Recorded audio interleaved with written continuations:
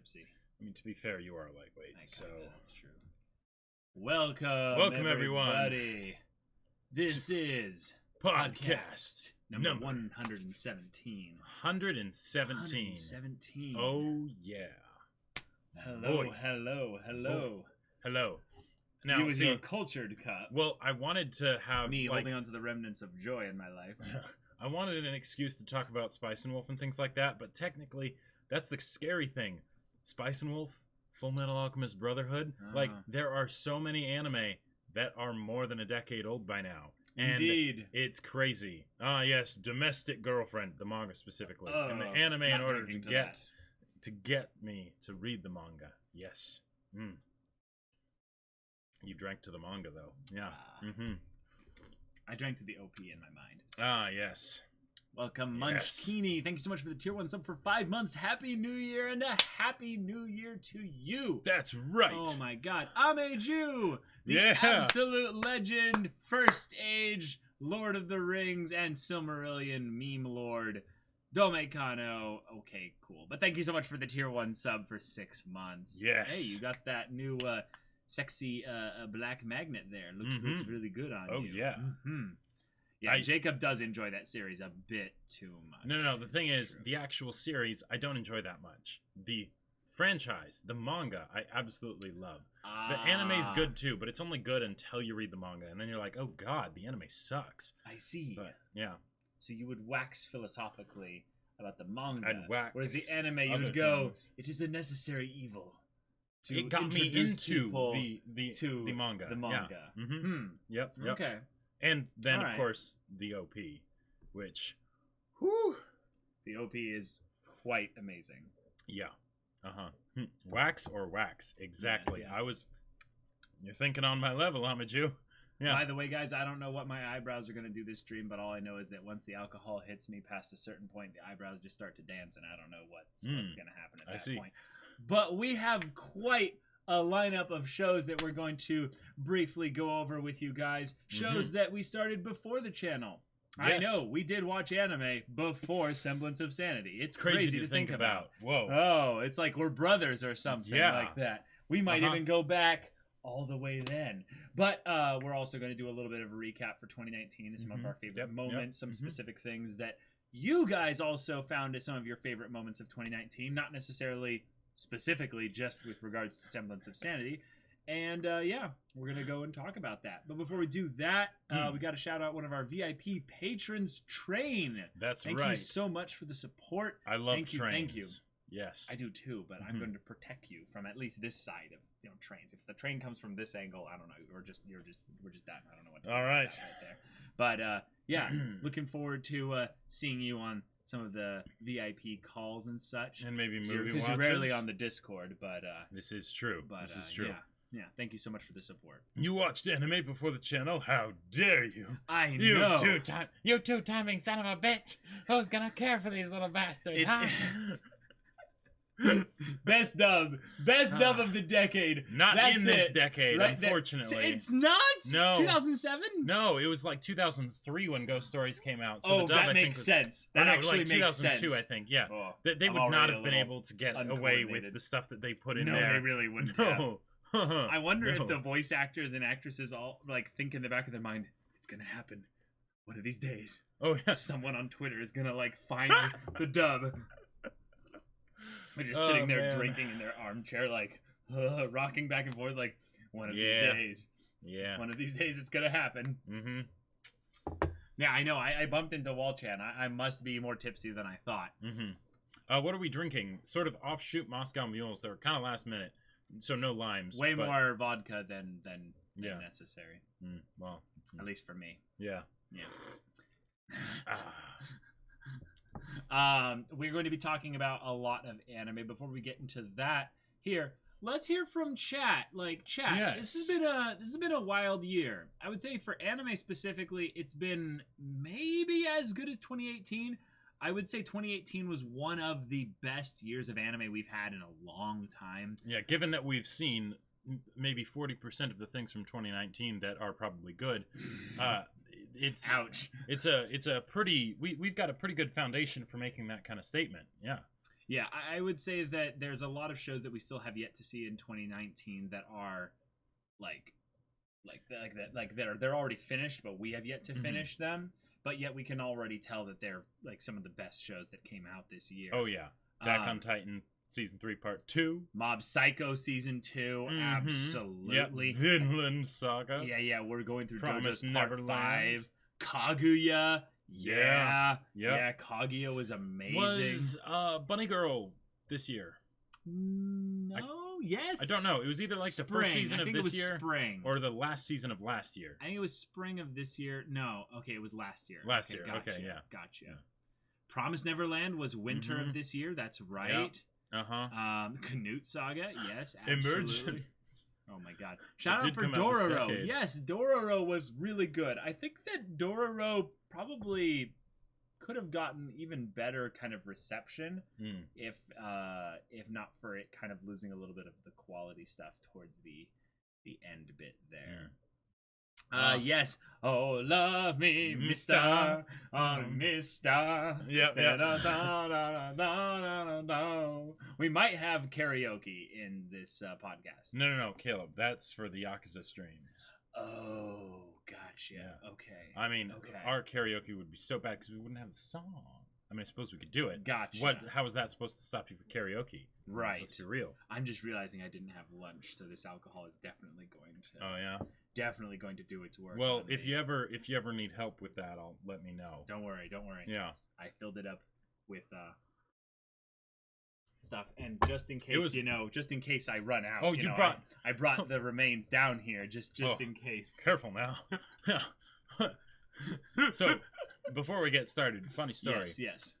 We were at RTX this last year. Yes, that was a lot of fun. That was a lot of fun. And one of the things that I got to see for the first time is Drunk Caleb. Yes, it was rather interesting. Rather interesting. Yep. Yes. And I was rather surprised because I think you had 2 drinks total, and it was like after dinner. If I recall correctly, I may be wrong. No, but, that's not right. Yeah. I'm actually now I'm actually legitimately having trouble thinking about wait, what was the time that I actually got drunk at RTX? It was later at night. And we were going back to the hotel, and I had to kind of help you like walk straight. That's a lie. Wait a minute. Your words were slurred a bit, and yeah. What happened that day? It was a day at RTX. Like I can't remember exactly what led up to that, but was that after the D&D day?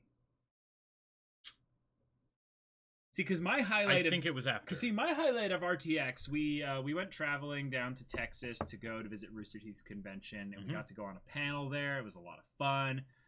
We also got to play D&D with a bunch of other reaction channels, and that was so much fun. Probably one of the funnest parts. That was absolutely of 2019 fantastic for me. So you know how much Jacob loves D&D. But what you might not know is I particularly love to DM tabletop RPGs, regardless of whether it's D&D or Star Wars or what have you.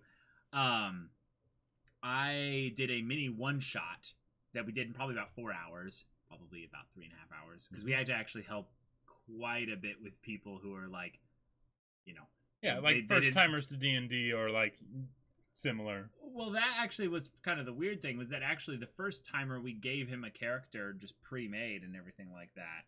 Oh. And the other people were actually the ones that took the longest because they were like, we have some question about what gods are, allowed in this world. I'm like, I don't really care. It's D&D. Just make a character and let's go. And we had a lot of fun though. And a lot of pizza. It was great. It was a lot of Texas pizza. Way too much Texas pizza. Like big pizza. And I think so let's list off who was there. We had Geek House. The two of them were there. We had Bree from Fandom Reactions. Yep. We had Jake from Jake Retake. We had David from Portal 64. Yep. We had the two of us. Right. And I think that was it.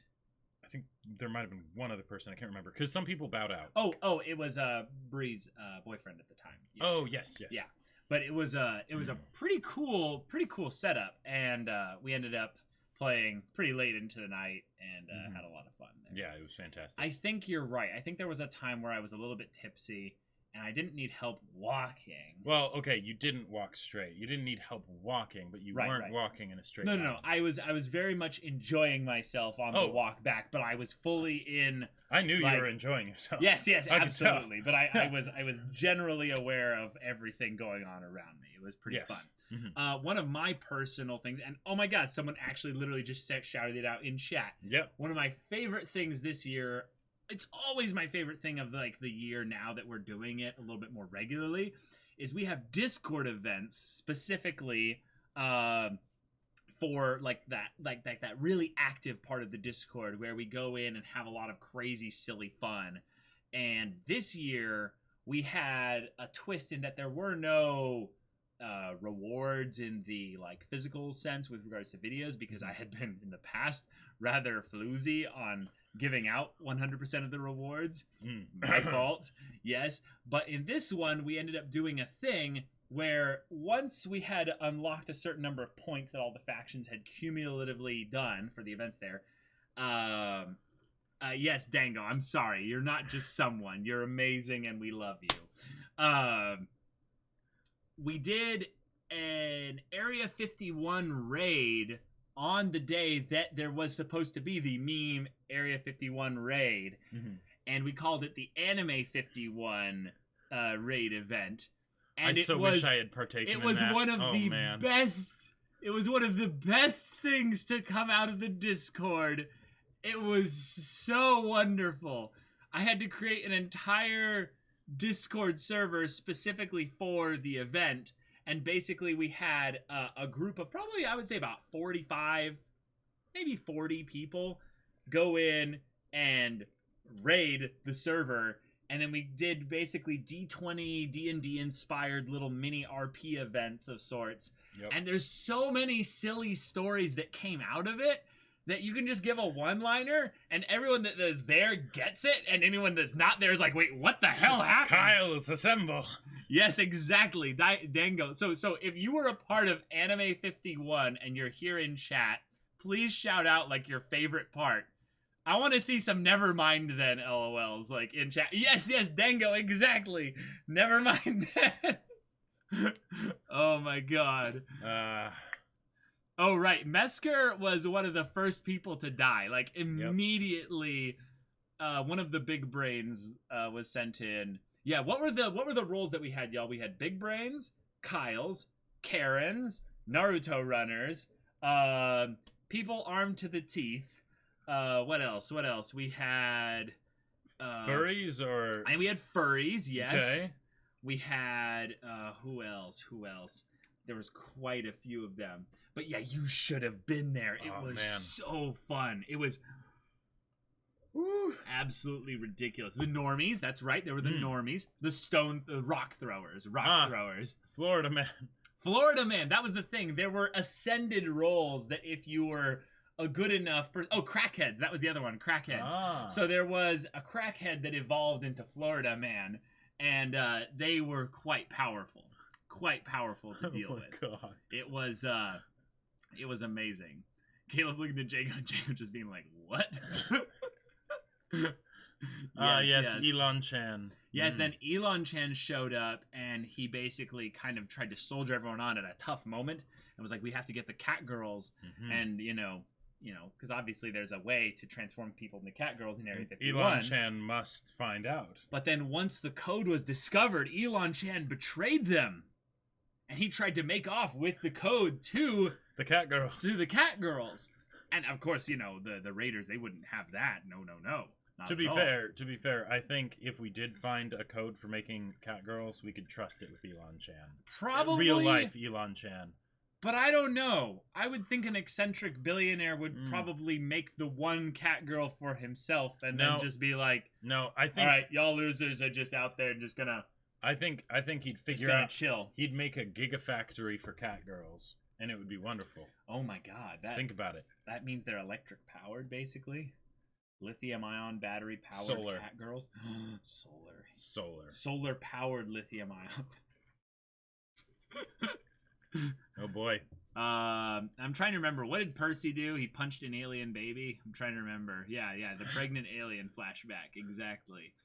Wow. I love how we're having the podcast about 2019, and this is just a memory of 2019, y'all. This was a really, really key, important memory with regards to the channel. Oh, man. Like that. It was amazing. Yeah. Hey, Eraserhead, thank you so much for the Twitch Prime for 14 months. Wow. 14 months. That is a long time. Cool. And ACAP 2022, thank you so much for the Twitch Prime for 7 months. Yes. All right, awesome. He had to put the cat girls on Mars to encourage neckbeards to go to space. So cat girls are for everyone. The others get prototype breeds, though. Oh, there you go. There you go. Yeah. Loving this discussion of cat girl economics here. Yes. It's a very cultured discussion there. But anime.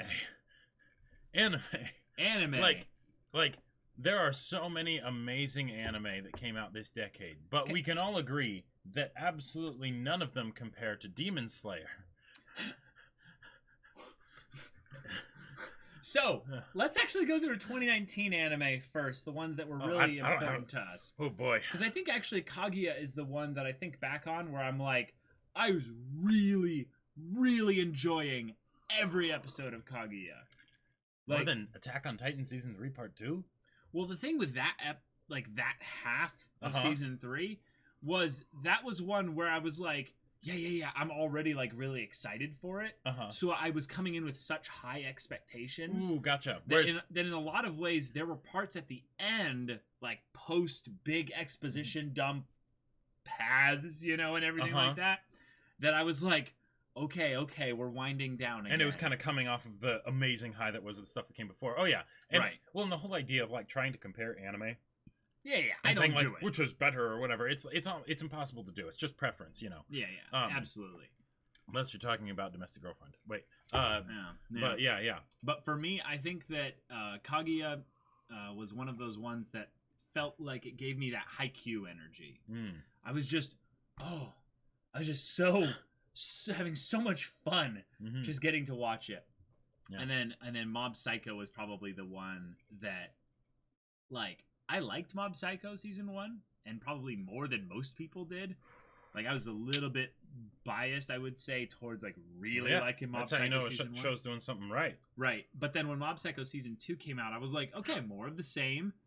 And within the first couple episodes, I was like, oh, there's a little bit of extra little attention coming here. Oh, boy, Mob Psycho Season 2. That was, and then suddenly amazing. Mogami Keiji. Do you remember when Mogami Keiji suddenly just bopped into everything, and we're like, oh, all right, this is serious, yeah, yep, yeah, and everything that happened after, Mogami Keiji, when you think about how early relatively it is in the second season of Mob Psycho, and then all the stuff that happens after that. That was basically the turning point where it's no brakes on this train. We're going fast and hard, and it's going to be amazing. And oh boy. Yeah. Oh. Yeah, it was ridiculous. I think that one of my favorite moments in Mob Psycho Season 2 was when you had Mob kind of take the lessons that he learned from the course of the second season, and there are these punk members of Claw. Yeah. They're going around destroying things. And he kind of stops them and goes, wait, could you make this can? Could you end up doing this thing? Could you produce, could you plant this green beans or something like that? Yep. And they're just kind of saying what the hell, man? What are you talking about? We're psychics. We got powers. And, yeah. And then he's basically just has this shield bit there. And then one of them's like, all right, yeah, I'll grab this thing and throw it at him. And then we're like, oh no, he's going to unleash Mogami Keiji. And then when he does, I remember just feeling this pure terror of, oh my god, he's gonna kill all of them. Yeah. And then he basically does, and then him and Mob have a little conversation. I just remember that moment being just so captivating. And it wasn't one of the big fights, so it just... Right. Because, we can all agree that the best part of Mob Psycho Season 2 was Self-Defense Rush! Yeah. I knew you were gonna say that. I knew you were gonna say that. Yes. So good. There's one of Reagan's special attacks where he's not sure if it's self-defense, so he yells it out just in case. Oh man. Mob Psycho is very good. Season 1 is good. It's really good. And season 2 is very good. Season 2 is it's so good. But yeah. Like, right, what about other 2019 stuff? I mean, really God, I can't even really think about 2019 as much because there are one of the weird things about the channel is that all the anime kind of runs together. And now I tend to think about it as far as when you watched it. Watched it, not necessarily when it came out. When it was released. So like, but this year, or I think it was this year, or part of it was this year, Kill la Kill.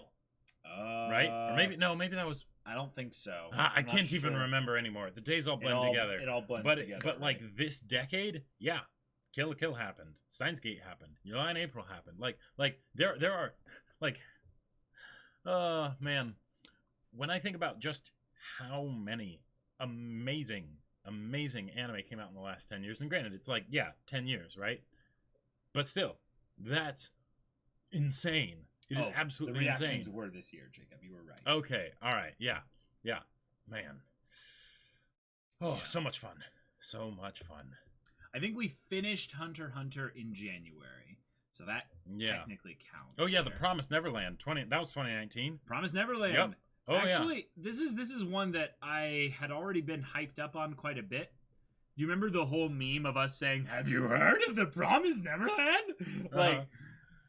Promise Neverland was a show that once it was announced, like 2 or 3 years ago, a buddy of mine who played Frisbee with me said, Caleb, my favorite manga is getting an anime adaptation. I was like, cool, dude. He's like, no. You need to watch it. Mm-hmm. I was like, all right. Yeah, I got the channel. We'll eventually do it. He's like, no. Like, you need to make it a priority. Like, this is a big deal. And I'm like, all right, I get it, dude. Thank you very much. How many months did we wait to start Promise Neverland? I think it was about 4 months. 4 months after it finished, or 4 months when it started? That sounds about right. So it had been going for about, I don't know, 3... So it's about over, like, it was like over just over for like a month or 2 weeks or something like that. Mm-hmm.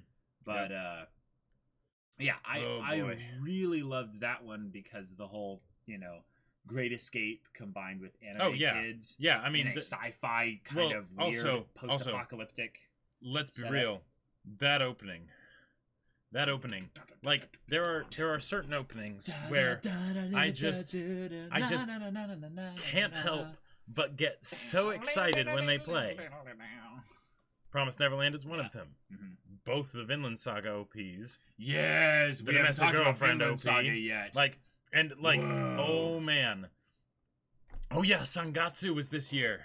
Whoa. Yeah. And it was entirely this year, right? No, I think we started a little bit earlier. Yeah. Because it was that's Friday. So it would have been before Rakugo, which we are almost done with season 1, so that's 3 months ago. 3 months ago. And there are so we would have done it's 4 cours. It's 4 cours. Oh, it is 4 cours, so we started it. We started it in 2018. Yeah. Okay. Mm-hmm.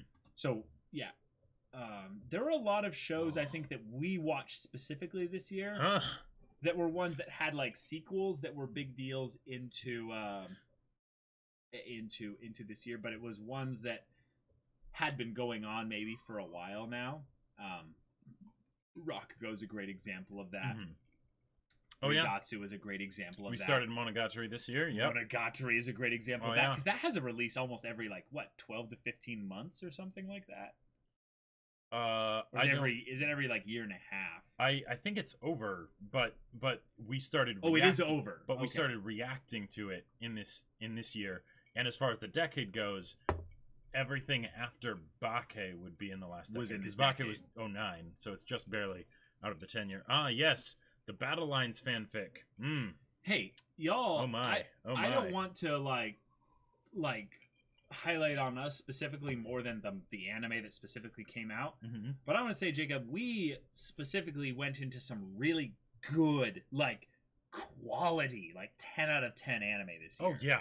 I think that this is maybe the thing that's weird. Is because our channel focuses on just watching what's good and or popular or what have you, and then focusing on that, we end up forgetting when something comes out, and we're a little bit disconnected from the overall anime community's general point of discussion. So we don't really know that much about the isekai craze, because no one wants us to watch too many of the isekais, you know. We don't want to watch too many of the isekais. Like, we end up watching the wholesome ones, like Slime. Right. And that's kind of it, you know. Like, we're going to watch the ReZero sequel when that comes out, like, just because it's probably going to be good, you know. Although we will need to talk about whether it's going to be as an automatic thing or as I think we'll vote it in. Thing. I think we'll vote it in, because I thing. personally am not the hugest fan of season 1. But there were so many anime that we watched this year that I think opened my mind way more than any previous year of anime that I've ever experienced, even outside the channel. Like Domestic Girlfriend. Well, no. I think in a lot of ways it was a lot of the dramas. Yeah. All the ones that were focused on character interactions. All the ones that were focused on character interactions, I think, broke a lot of the molds of what I thought anime could be. Because I think the earlier parts of the channel was me redefining what shonen was. Sure. Yeah, with things like Haikyuu and Jojo's because and there's battle shonen, right, which is a subset of the distribution method that, you know, Shonen Magazine and stuff. But then you have things like Jojo's, you have Haikyuu, you have all these things which are like sports is its own genre according to a lot of people, but it's still shonen. You have Jojo's, which is its own whole genre, freaking thing right there. Yeah. You have Hunter x Hunter, which in some ways kind of bucked every trend of shonen ever, you know, minus maybe like 3 or 4. But like that whole thing is just fantastic. But this year there were so many good anime that were just quality dramas. Oh yeah. Like, was Your Lie April this year? No, that was early. Oh, okay. Early. Yeah. That was a Wednesday show. Right. Well, it's one of those things where I'm never sure, because we were still watching Hunter x Hunter at the beginning of this year, right? You know, that's because Hunter x Hunter is 148 episodes. Well, right. Yep. One anime I watched that came out this year that I think was overlooked was Carol and Tuesday. We literally almost put Carol and Tuesday on a poll. I think we did have it. I think we did have it on at least one poll. No. Didn't we? You and I specifically took it off at the very last second to pull the poll down to a certain number. But we basically were like, ooh, Carol and Tuesday, that looks interesting. And then we cut it down so that we would have, I think, 5 or 6 shows instead of like 9 or something. We have seen Premiere, and it's wonderful. Yes, Premiere was a wild, fun, funky ride. Yeah. Yep. I'm super excited for Trigger specifically as a studio more than I am Promare, if that makes sense. Like, Promare is a movie that I don't really need to see again. I saw it and it was fun. Yeah. But I am excited that Trigger is having success with its little projects and stuff. Right. And the fact that they're able to make a full-on movie, because like when I think about like where Trigger, like the earlier, you know, works that Trigger did, I think of things like Inferno Cop, right? Right. If you look at Inferno Cop, there's not a lot there. It's great. I love it. It's fantastic. But if you were to compare Inferno Cop to Premiere, Premiere is wildly impressive compared to the fact, like, just the scale of the project. It's insane. Yeah, it is absolutely insane.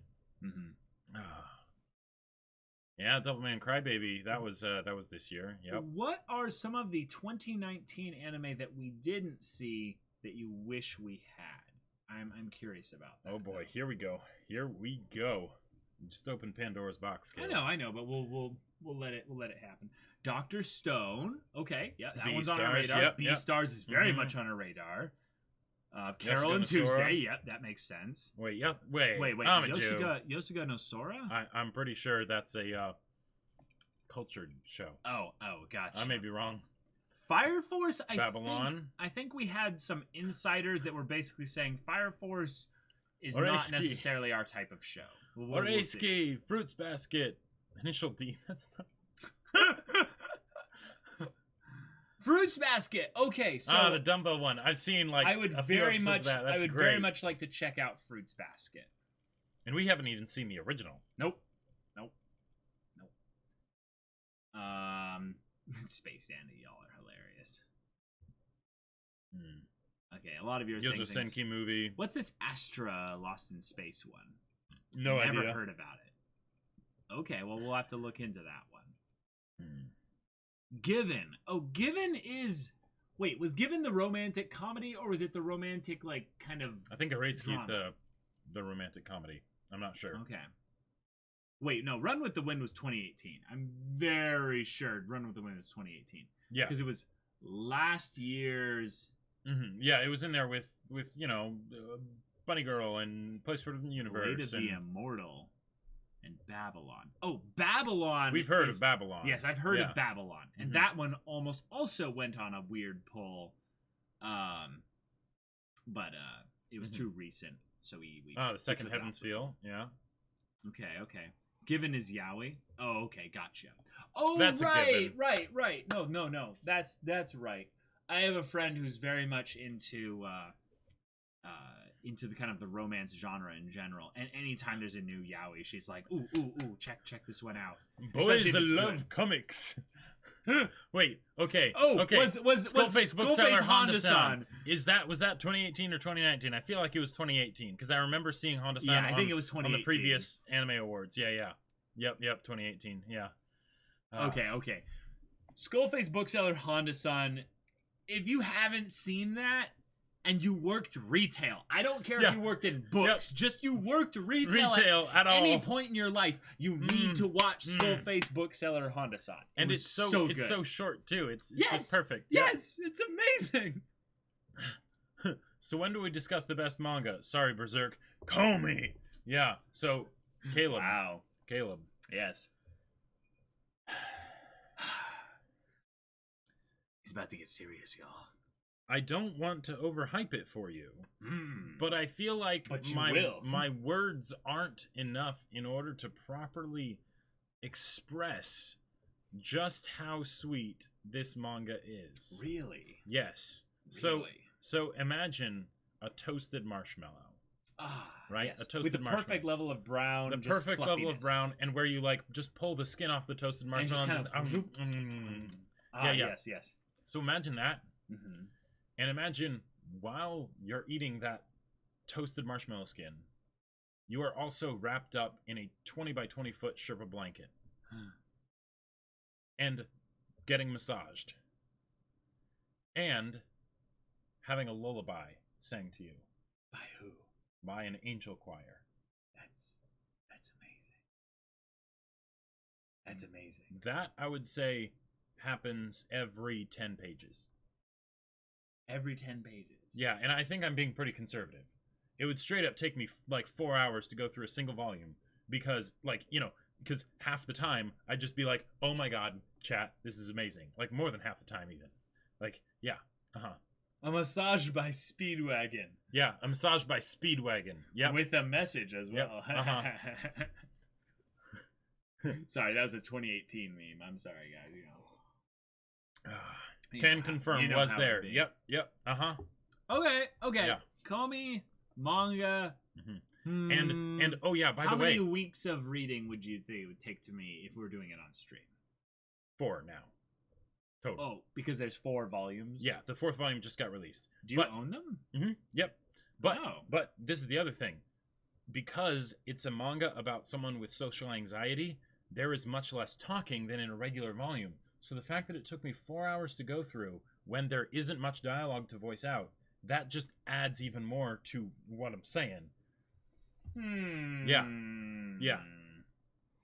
All right. I will look into that for sure. Average 10 pages, assuming you're stone-hearted enough not to feel half the lesser ones. Exactly. Yep. Okay. Okay. All right. I'll think about that. Let's go over some of the anime of this decade that were ones that, I don't know, kind of snuck up on us. Like, what are some of these ones on this list? We have a huge list of anime of this decade that we want to bring up here. And it's not even complete. Like, what were some of the ones that snuck up on you as, like, you didn't know you would like it that much? I know what mine is right off the gate. Like, right off the bat. yours is After the Rain, isn't it? No. Oh. After the Rain is a great one that had a specific character in it that I really liked. But the one that I didn't think I would like as much because of the kind of not the promo, but like the art style look was Made in Abyss. Oh, really? Yeah, of this decade, y'all. We're going to start talking about the anime of this decade that were like really big deal for us. Mm-hmm. Made in Abyss was one of the anime that hit every note perfectly for my anime like itch. Like, I really love the world, presentation, music, animation, art, just the delivery of Made in Abyss.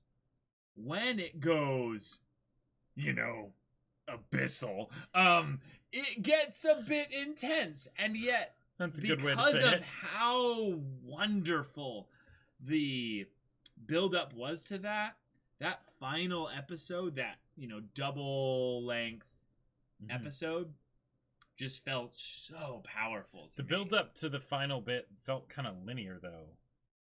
Sort of all in one direction. It's all in up, down. Just straight down and came back. Kind of one-dimensional in that sense. It just sort of, Right. It was encapsulated quite well within a specific scene. Yeah. Yep. Your daddy protect powers were activated, quite strong there. No, more like my my Kilda daddy. Right. Yeah. Exactly. I mean, okay. That's a great way to shield Made in Abyss. Y'all, if you want some of the best fantasy presentation in anime ever, and also a dad to rival Show Tucker from Full Metal Alchemist Brotherhood. Oh my! Do I have an anime for you? It got a little hairy near the end there. Wait, who said that? Gooey. What bastard said that? Gooey did. Gooey, you sick. Jimmy, you sick fluff. What did you do to my pet giraffe? Yeah. Made in Abyss was one where I knew I was gonna love it. There are a few times where I hear about a show and I'm like, yes, I'm going to love it. I'm not even necessarily sure why I'm gonna love it, but I know I'm gonna love it. And that was one of them. And oh boy, it did not disappoint. And that soundtrack, Mesker, you're right. The bros are the most horrified they've ever been in parts of it. I am with you. The only thing to contest that is that I did watch Berserk's, episode 25 blind, whereas he was like, I enjoy this, Although I don't know, Elevator Eclipse, I think Eclipse beats Elevator. Yeah, because it's more prolonged, maybe, or it's 2 episodes. And but it only really starts. Casca. But it's not. It only really starts in the last episode. Bro, no. Because the second episode ends with the I will sacrifice. Yeah, and during that time, things have been going crazy.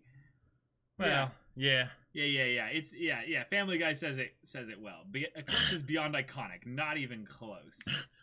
I remember Caleb being visibly upset that Jacob was like, yeah.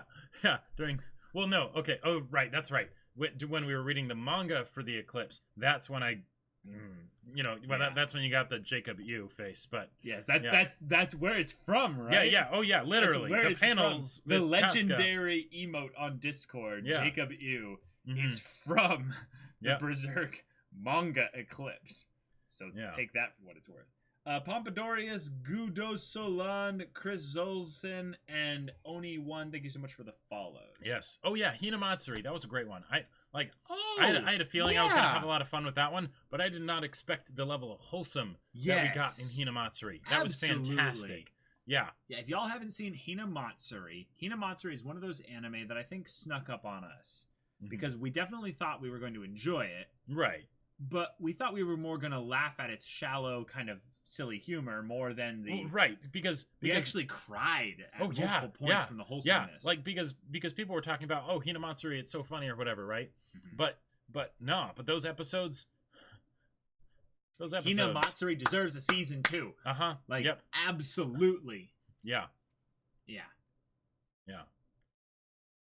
While we're on the realm of comedy, though, let's bring up the comedy that I think everyone agrees deserves to be put on this list. Sort of swung back and forth into our lives.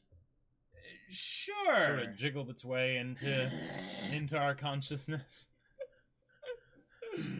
Konosuba. Yeah. As far as anime... Anzumatsuri, that's right, Gooey. Yes, exactly. As far as anime that bridged the perfect gap between the isekai dog shit that comes out every season... Don't hold back now. Tell them how you really feel. Yeah, exactly. And the pure wonder that is the kind of the Sword Art Online kind of comedy wannabe thing. Konosuba did not have any place being that good. Well, the thing is, somehow. Well, okay. Somehow. Okay. So isekai, right? D&D. D&D is an amazing thing. D&D is an absolutely amazing thing. It is. And it's no surprise why isekai use it as inspiration for, or just straight up ripping it off for their magic systems and things like that and whatnot. Yeah, totally get it. Yeah. However, all of those are what people always imagine D&D to be. Right. Those people have never played D&D. But for the people that are very familiar with the actual experience of playing D&D, that's Konosuba. That is Konosuba. In a nutshell, to a T, it's fantastic. Because you might have your ideas of how you're going to be some super powerful archmage that does explosion magic and all that stuff, and you min-maxed real well and everything. But then when you actually play, it's just ridiculous antics and shenanigans. Oh, boy. Yeah.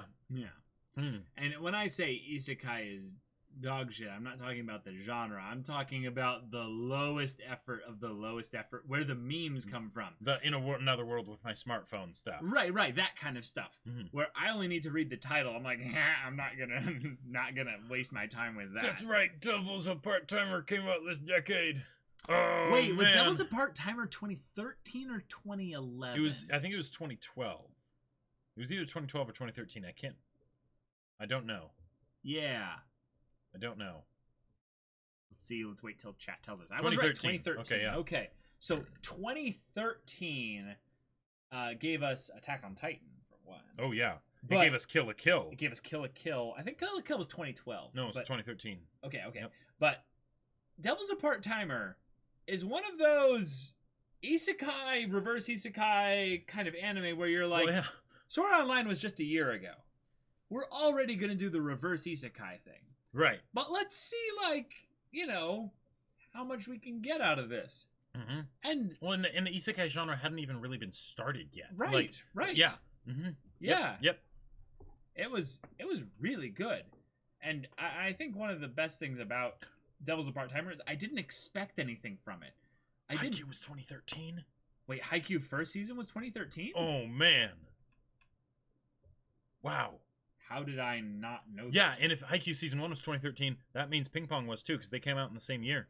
Yeah. Yes. That's insane. Think about all that good stuff that came out then. That is ridiculous. That is ridiculous. Ugh. Well, I mean, yeah, if you get that anime that gets the one season and it never gets more, it's a little disappointing. But you gotta at least enjoy it for what it is, you know? Member Barry, thank you so much for the tier 1 sub. Final Remix 2001 and Jefferson Luan, thank you so much for the follow as well. Welcome. Monogatari second season is also 2013 as well. Ooh. Yee. Nice. Very, very interesting. Excellent. Most underrated anime of the decade for me. Ping Pong. Most overrated. Your Lie in April. Okay. Oh. I will agree with you on the Ping Pong. I will fight you on the Your Lie in April. Well, no. Let's bring this up. Because we have both Your Lie in April and Ping Pong on this list. And the thing about Ping Pong the animation is that there are still a lot of people that cannot or will not watch it because of the art, which is understandable. But if you're not used to it, you're not used to it, But it's so short. Oh yeah. I'm gonna go out there and say y'all have some hypocrisy if there's like some like specific anime that's like, well, you know, this one has some like, you know, some janky 3D or what have you, but like I love the story. Ping Pong the animation is one of those ones that deserves your 2 or 3 hours that it is to finish it. Like, what is it? 10 episodes? 11. I have a very strong positive association with 11-episode anime. Like what Ping are the Pong? Ones that are your 11-episode anime? Ping Pong. Okay. Anohana. Oh, I haven't seen Drop, that yet. Sweetness and Lightning. Haven't seen that. There's more. I can't think of them at the moment. But yeah, like whenever I see an anime that has 11 episodes, I get a little excited. Yeah. Oh, okay. Well then, yeah. Oh yeah, we got Kizumonogatari this decade, which was amazing. I mean, Monogatari in general, but good point. Yeah.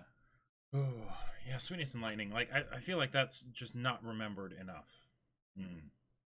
I just feel like there's certain anime that people are like, well, obviously these are going to get brought up over the decade, and there's other anime where you're like, why isn't anyone mentioning this? Why are we all sleeping on Ping Pong the animation? Or Daily Lives of High School Boys. Okay, Daily Lives of High School Boys, I'm trying to remember. Seen yet. I think I've seen a scene from it. I think I've seen a specific clip. I think I showed you the literature girl scene. Yes. Yeah. Yes. Yeah. That was a funny bit. Oh yeah. Yep. But then you have other ones where it's like funny season 2, high school comedy only, but it was a mecha. Yeah, I think Devilman Crybaby was 11 episodes too. Oh. But all right, sorry, what were you saying? It was a mecha in season 1, and then they went full high school comedy in season 2. Oh, Fumofu. Fumofu was to this decade, right? No, God, no. Really? No. Fumofu, the third season of Full Metal Panic, the second raid, was 2005, and Fumofu was, I believe, 2003. It was. I gotta remember how the hairstyles look. That gives me an idea of what decade. Yeah, basically. But Fumofu was KyoAni's first ever full show that they did by themselves. Right. So yeah. Okay.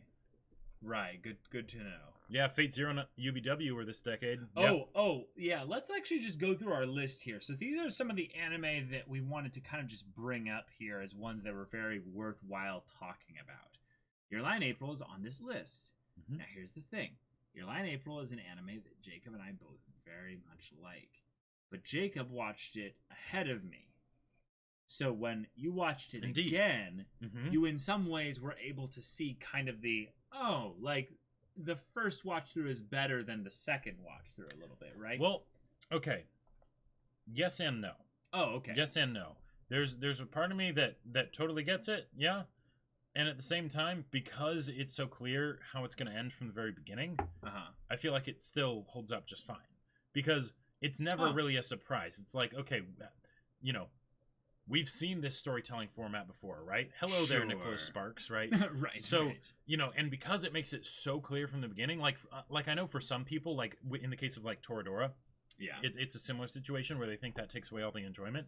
Whereas for me, that just means that you're getting a different kind of enjoyment out of it, and it actually makes it more rewatchable for me because then you're watching it to see how it happens, not what happens. Right. You know. I think the best thing actually about Your Lie in April was the mom twist. Like the fact that whole thing with still the mom, one of the most terrifying characters in anime I've ever seen. I agree. Yeah, I 100% agree. I think that Your Lie in April works better on a presentation note than a writing note. I think that it is an art piece. I think that sure. it's the cognitive dissonance between the comedy and the drama is not.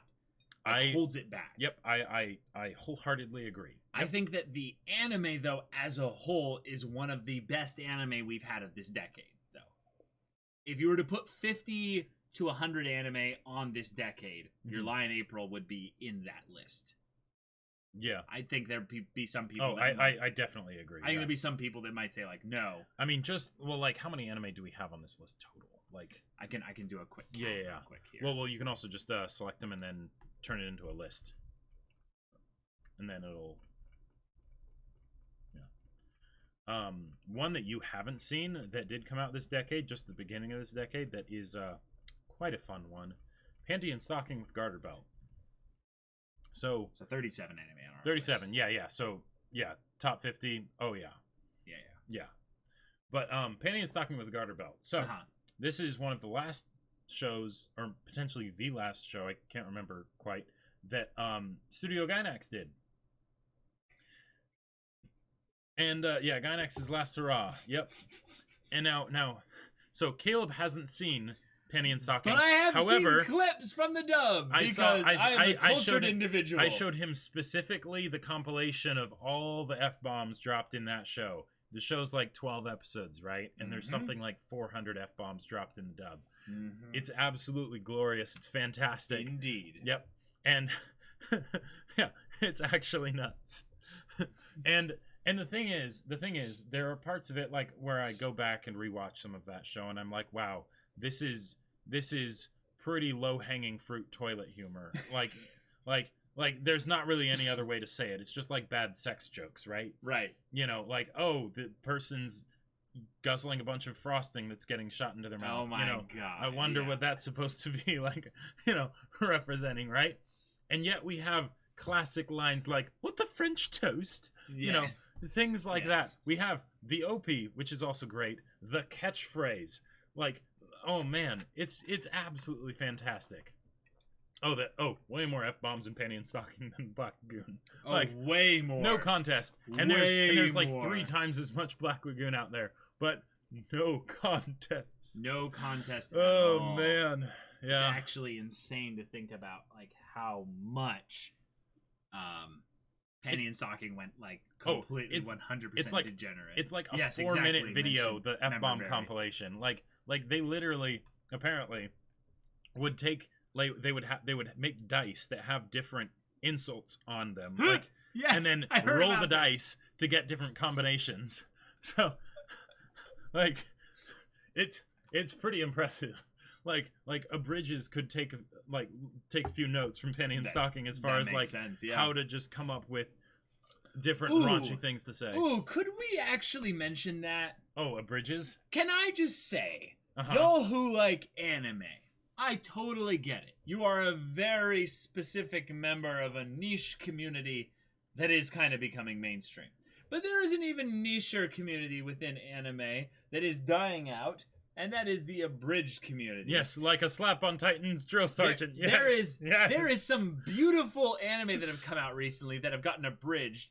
One of them being the Sword Art Online abridged, which in my opinion rivals DBZA in a lot of ways. Oh, sure. DBZA needs no mention there. It's the best abridged, of ever. I would buy a Blu-ray of the first core Sword Art Online abridged. Yes, like same. If that existed, I would buy it. I would buy it too. Yeah. Then we also have the freaking recent UBW abridged. Oh man. I can remember when there was just the first episode, the episode 0 of that abridge.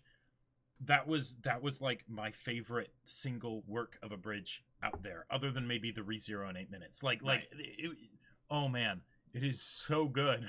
It is so good. Like, the episodes cannot come out fast enough. And then if you want to dabble in pure just raunchy degeneracy, you can tap into a Slap on Titan, which is the only really, really good Attack on Titan abridged out there, in my opinion. I mean, yeah, okay, so the Team 4-Star one isn't around anymore. Yeah, it got copyright hit to hell. And there were good parts in the Abridge on Titan one for sure. But, yeah, Slap on Titan, oh boy. I don't think Codemen is actually from this decade, technically. I think it's been just re-uploaded. Yeah, I'm not sure. Maybe Hellsing Ultimate Abridge is great too, but that one like is from forever ago. It's just they only upload once a year. Yeah, Slap on Titan is the best Attack on Titan abridge for sure. Armin is Slap on Titan. Good lord. Well, in Reiner, I am the Crimson King. Well, in Reiner, Pound Town. I've been injecting these ass cheeks for years. Aaron, eat your motis and say alpha. Yeah. Reiner and Armin are the best things that come out of a Slap on Titan. Well, but then there's also the Drill Sergeant. I would love the Drill Sergeant. I would love to. There's also Pastor Nick. Oh yeah, I would love to quote the Drill Sergeant here. However, I know that there are Twitch terms of service that would probably get us banned so fast if I actually did that. Like if you ever want to quit your job in style, just start quoting the Drill Sergeant to your boss. Yeah. Like, oh man, oh boy, I know at least 50% of you. I just can't do it. I can't. Like even censoring yourself out on it, it's almost not enough. You'd have to just cut out half the words. Oh yes, and Giga's Anime Minutes. Yep, they are fantastic. The ReZero and ReZero in 8 minutes. That was actually what got me to watch ReZero for the first time. Which then got me to watch ReZero because he recommended it to me. Yeah, because like I all of a sudden on all the YouTube descriptions or comment sections of every video I watched that was anime, even some that weren't anime related, one of the top comments would be like Rem is best girl, and I'd be like I'm watching a music video for like a regular Western band. Like how is this happening, right? Yeah. And then it's like, okay, I watched that video and it was like, all right, I'll check it out. And yep. Hey Aaron, who's that babe you're with? Hey Armin, wanna take a bath with me? Can I bring an industrial sized toaster? Yeah. Oh man. Yep. Who's Rem? Exactly. Watching non-meat weeb music. What? Yeah.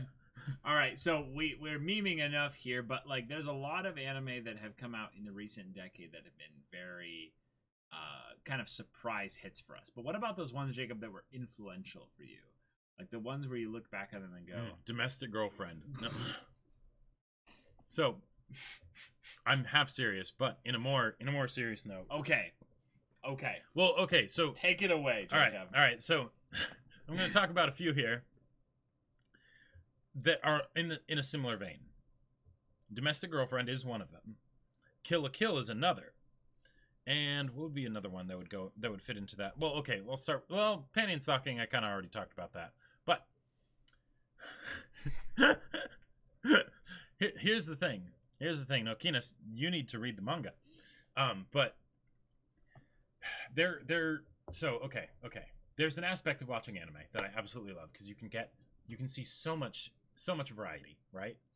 And yet, in my early on anime journey, I was a bit of an elitist, right? Because the fact that I was watching these Chinese cartoons, I sort of had to like cover for that. So I was like, okay, but I only watch the good stuff, right? I'm not going to watch any of those other You've watched Death Note and Fullmetal Alchemist Brotherhood, so you watch all the good stuff. No. Right. Anyways, so, but the thing is that that's not a very fun way to enjoy anime, right? Yes. There are definitely those great shows out there, right, for which you can like, turn on your analytical brain and all that stuff, and it's fantastic, and I love doing that. Yeah. But there's a special joy that comes when you basically realize, you know what? I can also appreciate the trash. I can appreciate and really enjoy the trash. And the thing is that once you do that, you go into this great place because then you don't have to question anything. Any flubs that they do, it all just adds to the experience because you're both laughing at the show and laughing with the show. Sure. And then if it ever does something that surprises you, that actually is, I don't know, insightful or contemplative or anything like that, then suddenly you weren't expecting it. And then, boom, it comes along, and your enjoyment of the thing goes through the roof. It's fantastic. I love it so much. And I feel like Kill la Kill, I've likened Kill la Kill to Shakespeare before because it does this, right? As weird as that sounds. But in Shakespeare plays, there was always the stuff that was there for the audience, right? The poor folk of the town that needed some entertainment, right? To take the edge off their lives. And then there was also all the layers for all the wealthy people that wanted to be intrigued and and intellectually stimulated and all that, right? Basically having their dicks sucked, but thinking like you're so amazing. No, to make them sort of suck their own dicks, right? Oh, right, right. But they're like, yes, I'm so smart, Yes, like breaking their rib cage and everything. Yeah. Hey, if Onizuka can do it. But, so with something like Kill la Kill, you've got this perfect, wacky, crazy adventure, right?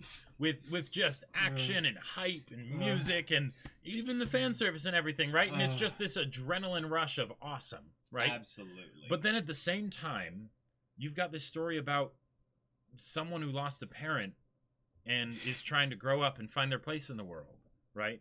Someone who pushes everyone away with their brash demeanor, and yet they really need a place to belong. Aww. Like, that kind of stuff, I love that. I love that. And the fact that both of those things could be in the same package, that's what makes me love anime in the first place. Because we can go from serious to comedy and, turn on a dime, right?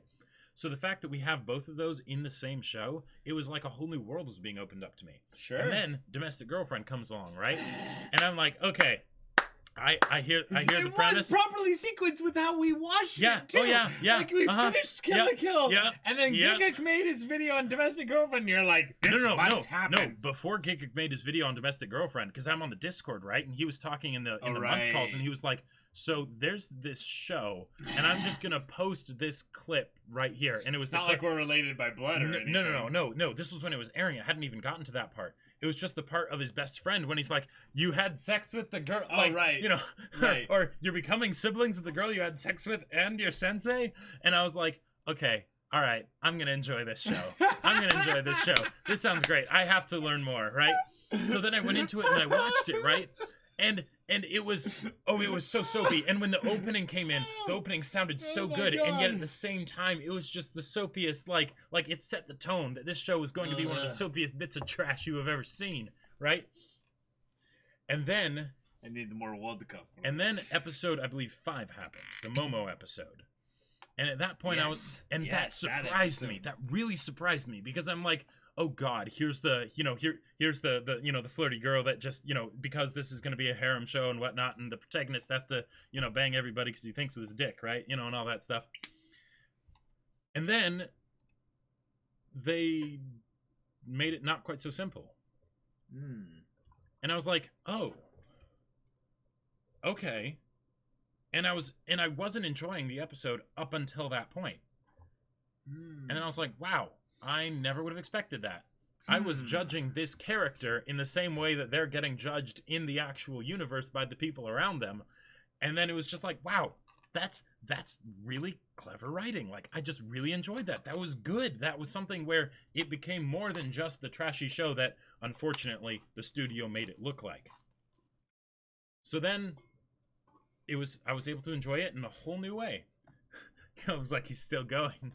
He's still going. And the thing is, I love it when I can enjoy a show for two different things. It was the same with Haruhi, right? There was the wacky, crazy adventures, and then I watched the disappearance movie, and then suddenly there's the subtext, right? Nagato's whole journey and everything, right? So the fact that I could do that for something like Domestic Girlfriend, for this crazy, ridiculous, I literally almost dropped my drink, right now, super hard. For this harem incest love triangle, show, right? Soap opera, the soapiest of soap operas. That absolutely blew me away. And then I went in and I read the manga, and it was a whole new world opening up to me. It was absolutely incredible. All the stuff that I loved about the anime was even better in the source material. And that combined with listening to the OP on repeat the entire time, oh boy. Yeah, it was amazing. It was such an experience. And since then, I've never really gone back. Because now I realize that anime doesn't have to be something that's one thing or the other. It can be everything all at the same time. And it is absolutely incredible. It is a treasure that we need to share with the world.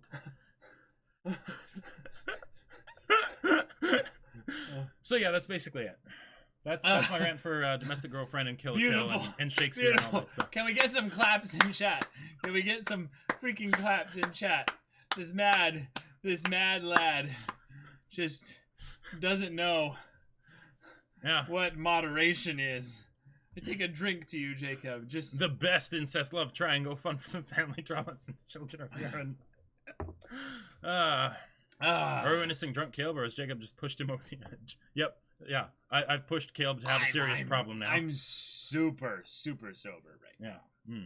I could give to you right now an entire dissertation on my kind of favorite, few, influential shows of this decade for me. Mm-hmm. Now, when I say influential shows of this decade, I have to quote myself, not egotistically, just because it's the only thing I can think of at this moment, because I am a little tipsy, is that Jojo's is probably the most influential anime of this decade for me, in the, most, interesting, hardcore, actual, way. Jojo's, all of it was released in this decade. Isn't that kind of crazy to think about, y'all? JoJo's Part 1 came out in what, 2012? 2011? Yep. Or maybe 2011. Something like that. Yeah. Yeah. Let's look at JoJo's and realize that there are so many people that would have never experienced this beauty that is JoJo's if it was just relegated to the manga. I have to point this out real quick. Dango said, Caleb, because I'm sober, I'm also a little tipsy in the same sentence.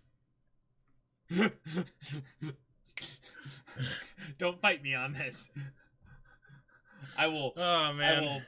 I will analyze my way out of this. So, JoJo's, the whole show is an enigma. There's nothing like it in anime. There's nothing else like it that compares, really.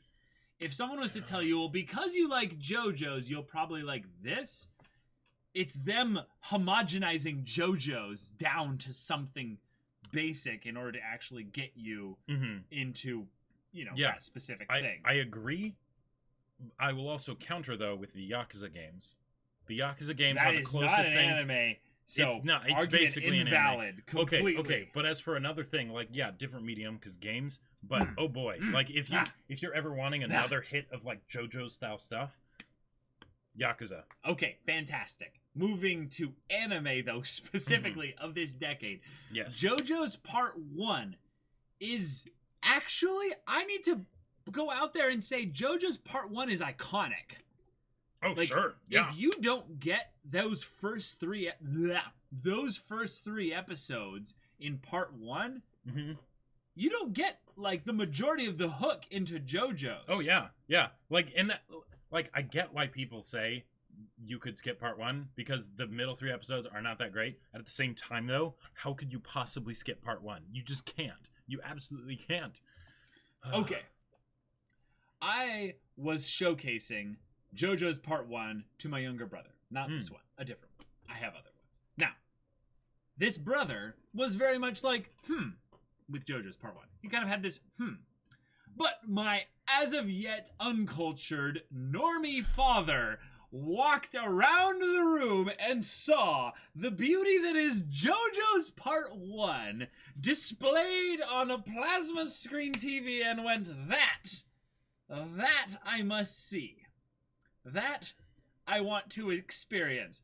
And I promptly told him, no, I'm sorry, just for your own sake, you're not ready for this. You're not actually ready for JoJo's. I'm sorry. We must power level you first.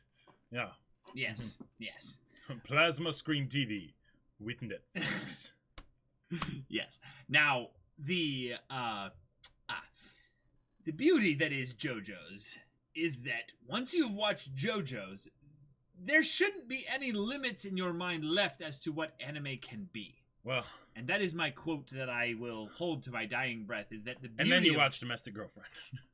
The beauty of JoJo's is that while it is very much a battle shonen, and it is very much a dude bros being a squad as they beat up other dude bros, and occasionally, echoing the hoe. The specific thing that is so wonderful about JoJo's is that once you've watched it, there is no limit to what anime can be. In some ways, I think, just a little bit, I think JoJo's actually prepared me for shows that are even more crazy than JoJo's. Like Kill la Kill? Or like, sure. what would be some examples? What would be some examples? Monogatari. Sure, yeah. Monogatari is probably one of those shows that I would not have been able to actually get if not for watching JoJo's. They are the most completely different in style and presentation. But because JoJo said, hey, Caleb, anime can be anything, I'm like, oh, okay. Anything. Okay. And then I watched Monogatari. And then I watched the Kizu movies. And I remember when those three Kizu movies came into my life, and it was just this heartfelt, just whoa. Oh yeah, and I am interlocked with this show. Yep. Like I want more. one of the things that absolutely blows me away is how I can be so stuck on what is my favorite part of Monogatari, even amongst Kizu. Because, like, the case for 2 or 3, either one, both work. Like, yeah. Yep. Yes, an emphasis on anything. If you experience JoJo's, one of the things that will come to mind immediately is that you're like, I've seen this before. That's because you're just watching part 1. And then you get through part 1 and realize how short it is. And then you're like, whoa, wait a minute. This is different. And then you get into part 2 and you're like, okay, maybe I've seen something like this before, but it's still a little bit different. And then the presentation, and then the style, and then the poses, and the dialogue, and all this stuff. And then you get into part 3, and you're like, oh, okay, yeah, I've definitely seen this before, but never in this way. Mm-hmm. And then it keeps going, and it keeps going. And then you get to the second part of part 3, and then you go, oh my god, this is beautiful, this is amazing. And then it keeps going, and then you get into part 4, and then goes slice of life on you, and it keeps going. And part 4 of JoJo's just opens your mind in that we don't have to have an overarching linear goal plot. We can just muck around being JoJo's. And now we're in part 5, and they blended like all of part 3 and 4 together to make this something or other. I love it. JoJo's is amazing. It is absolutely amazing. Fantastic. Okay. Senjugahara versus Shinobu. We haven't finished Monogatari, though. This is true. I'll go on the record to say that currently, Shinobu. However, I would say that actually Senjugahara is not the competitor you should put against Shinobu. Really? Hanakawa? I would say actually it's Hachikuji. And Hachikuji had a perfect run as a character. No, her run got cut short by a car. Damn you, Jacob, and your technicalities. Hachikuji is amazing, and she's amazing. I'm sad now. Yeah, I cope with making fun of things that shouldn't be made fun of, but yeah. But yeah, Monogatari is amazing. It has tons of best girls. Hachikuji was amazing. I need to drink now because I'm remembering. Yep. Yeah. Kaiki best girl. Yeah. Oh boy. All right, so let's get into some of those anime that everyone's kind of probably been like they've moved on from, but are ones that are still like really important that deserve a shout out for this decade. Okay. Wait. Actually, I think the first ones we should bring up are Fate Zero and UBW. Yeah. Because y'all are going hard. You guys are getting the boner for Demon Slayer, right? You remember where Demon Slayer came from? UFO Table. Right. UFO Table. Can't speak. Oh boy. Maybe we should switch cups. Nope. This is mine, and you're not touching it. Okay. Fate Zero and UBW, Jacob. Mm-hmm. Yeah. So one of the things that I think is very easy to forget about, because of the fact that it's 2019, right? Yeah. Is how many amazing things that have come out since that might not seem as shiny and amazing because the amazing jaw-dropping visuals that they had back then aren't amazing and jaw-dropping as much anymore. Sure. Right? So something like, say, Fate Zero, right? It came out in 2012. Fate Zero is fantastic. It is absolutely incredible. Yes. However, because so much of it is spectacle, a lot of people would be less... It was 2011. Pretty sure... No, it was 2012. Okay. A lot of people, I could imagine, would be a lot less inclined to get into it because it doesn't look quite as pretty as a lot of the newer stuff that's come out, right? Right. Even though I will still hold that Fate Zero Berserker is the sexiest example of 3D pretty much out there. I haven't seen this something man speaks replace the truth. Like if you have an armor fetish like I do, one, read Battle Lines, but two, also watch Fate Zero because Berserker is incredible. Yep. And the thing is that there's so much more to Fate Zero, in particular, especially Fate Zero, than just the action. Even though it has action in spades, and the action is fantastic because, again, it's Ufotable, right? Right. They know what they're doing. Uh-huh. But the number of characters that you get in this show, with the different motivations, and the fact that it handles the idea of not really having a main character so well in such an ensemble cast. Like, there are definitely the more main characters than others, right? Totally. But totally. It handles things so well, and not just with the individual characters, but the character dynamics. Whether you're talking about Saber and freaking Kirutsugu, yes, or you're talking about Gilgamesh and Kirei, right? Or Ryder and Waver. Like, there are so many different things that are happening in this show, and the character interactions, especially given the fact that it's such an action show, absolutely blow me away. Like, I still listen to a lot of like writers' pep talks to Waver and stuff every once in a while, right? They're just absolutely fantastic. Like, as far as the show that I have quoted and referenced more than any others, when I'm not like ranting about the show itself, but I'm trying to like use it to apply to some life lesson or something that I'm trying to work through or something like that or whatever, I go to Ryder and Waver in Fate Zero more often than any other characters or anything in anime, probably. Understandable. Like, because it's that good. It's that good. It is that good. It holds up. It stands the test of time. And then there's things like the Banquet of the Three Kings, Mm-hmm. There's things like the fact that you realize that Waver was in Iskandar's army the entire time, his grown-up version, and they just leave that in there, and they don't ever point an arrow at it, right? It's like absolutely wonderful. Buck, thank you so much for the tier 1 sub for 12 months. You've got a diamond magnet now. To be honest, only 10,000 IQ, understand the impact of anime. It's a little bit vague, but I get what you're saying. Mm-hmm. Yes. Yeah, Skandar. I would say that Iskandar, in Fate Zero is one of the best things to come out of that. But one of the best things about Fate Zero, independently of its individual characters, is that it is a prequel done right.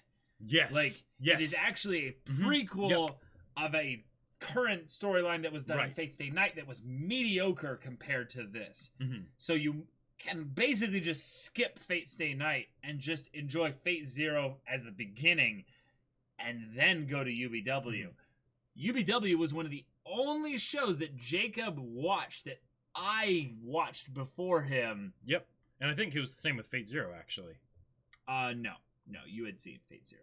No. Yeah, because you told me about really? Ryder. You told me about Ryder. Yeah, you were like, well, there's a show and it's really good, but there's a character in particular that you'll absolutely love.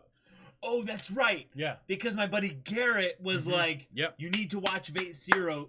Yeah, Fate Zero, Caleb. You'll really like it. It's very good. It taps into certain aspects of what makes characters engaging, and then it doesn't coddle its audience with its exposition and its overall world building, so you can get invested regardless of how much the show is kind of giving to you easily. Mm-hmm. So, and that's right, yeah. And so Jacob didn't know about the UBW twist. Nope. That is I hold that on the same, that twist I hold on the same level as the disappearance twist. Whoa, really? Now not as far as recontextualizing the whole rest of the show, but maybe it's just the fact that of the nature of what the twist involves. It's something like, because it's something that is based around a character doing something that defies the laws of reality, basically. Right. Because they have a desire that is so intense that they have to. Right? Yes. And then it involves them basically, the main character then having a decision, right? Yeah. Because of that, of what do you really want? Mm-hmm. And how much do you really want it? Right? And I think that's fantastic, because so many times in real life, we'll have times like that where we think we know what we want, right? And then maybe someone that's a bit more experienced than us, or we get a new perspective or something happens, and then we suddenly have to question within ourselves, is this actually what we want? Right. And are we willing to pay the price in order to get what we want? And even if we don't know if we'll get it or not, right? Is the pursuit of it big enough, important enough, that we'll do it anyway, right? that will pay that cost. And it was great. And it is something that really does recontextualize, like, even though I don't think it does it quite on the level of Haruhi, it really does recontextualize the UBW show on a pretty fundamental level. Like, it so much so that if you haven't seen UBW, if you don't know that twist, and you should not get spoiled on that twist, it would be a horrible twist to be spoiled on. The very abridged, the UBW abridged, it's just not the same. Like almost a third of the jokes or half of the jokes hinge on that That's twist. That's true about you right? knowing about the twist. Yes. Yeah. Yes, the UBW twist reminded me a bit of the Revan twist from KOTOR. Yeah, sure. it is kind of similar to that. Uh-huh. Yeah. I think everyone here knows my favorite movie at this point. Yes, we know Goey. Yeah, for sure. One of the anime that's a really big deal of the last decade, and is one that was probably more important for the both of us, although it had its slip-ups here and there, it was one of the most impactful in getting us passionate about anime as a community, and that is Attack on Titan. So we had to mention Attack on Titan at some point, right? Yeah, like, if you're talking about anime in the last decade, you can't not talk about Attack on Titan. Blah, blah. You can't not talk about Attack on Titan. But specifically with how we got into the anime community, Attack on Titan was a really big deal for both of us in different ways. Yep. Because for me, like, I had seen some anime, right? But it was only anime that I had been specifically, like, told you should watch this. Like, other than, like, I think the only one that I had actually searched out was Black Lagoon. That was the only one that I had searched out up till that point. Other than that, I had seen other things. I'd seen Bacano. I'd seen Death Note, Bleach, Naruto, Daily Lives of High School Boys. But that was all based on recommendations from, like, close friends and things like that, right? Yeah. And then I watched Attack on Titan, and all that changed. Suddenly, I had to find out everything I possibly could. I had been bit by the bug, right? And I had to find something, anything that would scratch that same itch, or just a vaguely similar itch, right? And then I just started consuming as much anime as I possibly could. And that led to pretty much everything else that I've watched since then up till the channel. In some ways, this guy getting into Attack on Titan at that scale was the reason why this channel existed. So y'all need to thank Jacob. Otherwise, this would have never have happened, because he never would have been so passionate about recommending anime to me. So, yeah. In a lot of ways, the channel, one of the things that was so great about it is that before the channel, because, like, we both loved Ruby, and there were the anime that we did, you know, both love and things like that, Fullmetal Alchemist Brotherhood, and you know, but it was a lot harder to get Caleb into anime, right? Because if you remember, like, his opinions, such a pretentious prick. No, but like, but that's a normal phase that we go through, right? And that's why my whole rant on Kill la Kill and Domestic Girlfriend is something that's so important to me, right? But it was something where I would have to sort of prove to Caleb, be like, no, it's not just because he knew that I just loved anime, right? So it wasn't something where I had to just be like, no, I love this anime. It was like, no. This anime is actually really, really good. Really good. And then, so once the channel started and stuff, then it was a lot easier, because it's like, all right, yeah, we're going to watch more anime. And there's other people that are corroborating what I'm saying, right? Right. It's not just me being like, this anime is great, right? A lot of other people being like, yeah, he's actually right. That is really good. But yeah, and the idea that, and one of the things that keeps Attack on Titan so special to me is the fact that it's aged well. It's grown up. Oh, like, my God, yes. Like, because when I watched the first season, there were parts of it where when I would go back to it, I'd be like, oh yeah, this is Aaron's being real edgy here, or you know, the female Titan arc, that was really slow. Like, you know, why did they spend so long on, like, just showing her, like, destroying extras, you know, like, and what was that flashback that took, like, 14 minutes in the middle of a chase during the forest. Oh, you know, right. You know, we like, go back to Levi's squad, and we're right, like, just to give them Levi's backstory squad. because they're We're about to kill them. Right. And the fact that no one really important dies, you know, and even Levi's squad, because they're not characters at the beginning, and then they bring in Levi's squad specifically just to have more characters to kill without killing any of the main cast, you know? Yep. Like, and it, you know, but the things like the Titans in the walls, right? Things like that. Spoilers. Yeah. If you haven't seen Attack on Titan by now, have you been living under a rock? Like, and then things like specifically episodes 6, 7, 8 of season 1, when it went into Mikasa backstory and the whole thing of like Eren being dead and all that stuff. This guy speaks the truth. So one of the things that I'd been sort of working on trying to figure out for a long time is because I was really young at the time, right? And I want to be a writer. I'm going through puberty. I don't understand the other gender. How do I write female characters, right? And because they're like, if you remember, it's not as much now, but back then, like if you go back like 10 years, right? There was this whole idea of like, whoa, strong female characters in media. Whoa, it's so impressive. How do they do it, right? And just seeing the, like, because I totally wanted Mikasa to become the main character, you know? And let's be real, Mikasa was like one of my waifus. Not gonna lie. But showing the backstory and how, and basically not just doing sort of the tragic backstory, you know, like that whole trope, but actually giving heart to it of, these people helped me through this tough time that I'm still working through today, right? Oh, yeah. And I don't know how to work through it today by myself because I haven't had to do that. And now this person that's helped me is gone. What do I do? Yeah. What do I do? And the whole world is just, you know, just completely shifts, right? Those 3 episodes were my favorite parts of Attack on Titan until I read the manga up to the point that was the finale for season 2. Because that was just amazing. And the fact that each season was so different from the previous ones and gets better and better, like, it absolutely blows me away. And then there's the part 2 of season 3 that was just, oh, it capitalized on everything that we wanted to see, that was built up to, and all of that in the best possible ways, all in this incredibly tight package. Like the whole, you know, serum bowl, you know, the tactical Bertolt, you know, the charge, right? All of that. And that's which charge? Yeah, which charge, right? Which charge? Yeah, like all of it was amazing. Absolutely amazing. And the idea that this started from some, you know, random flesh mecha, you know, edgy action show with amazing music.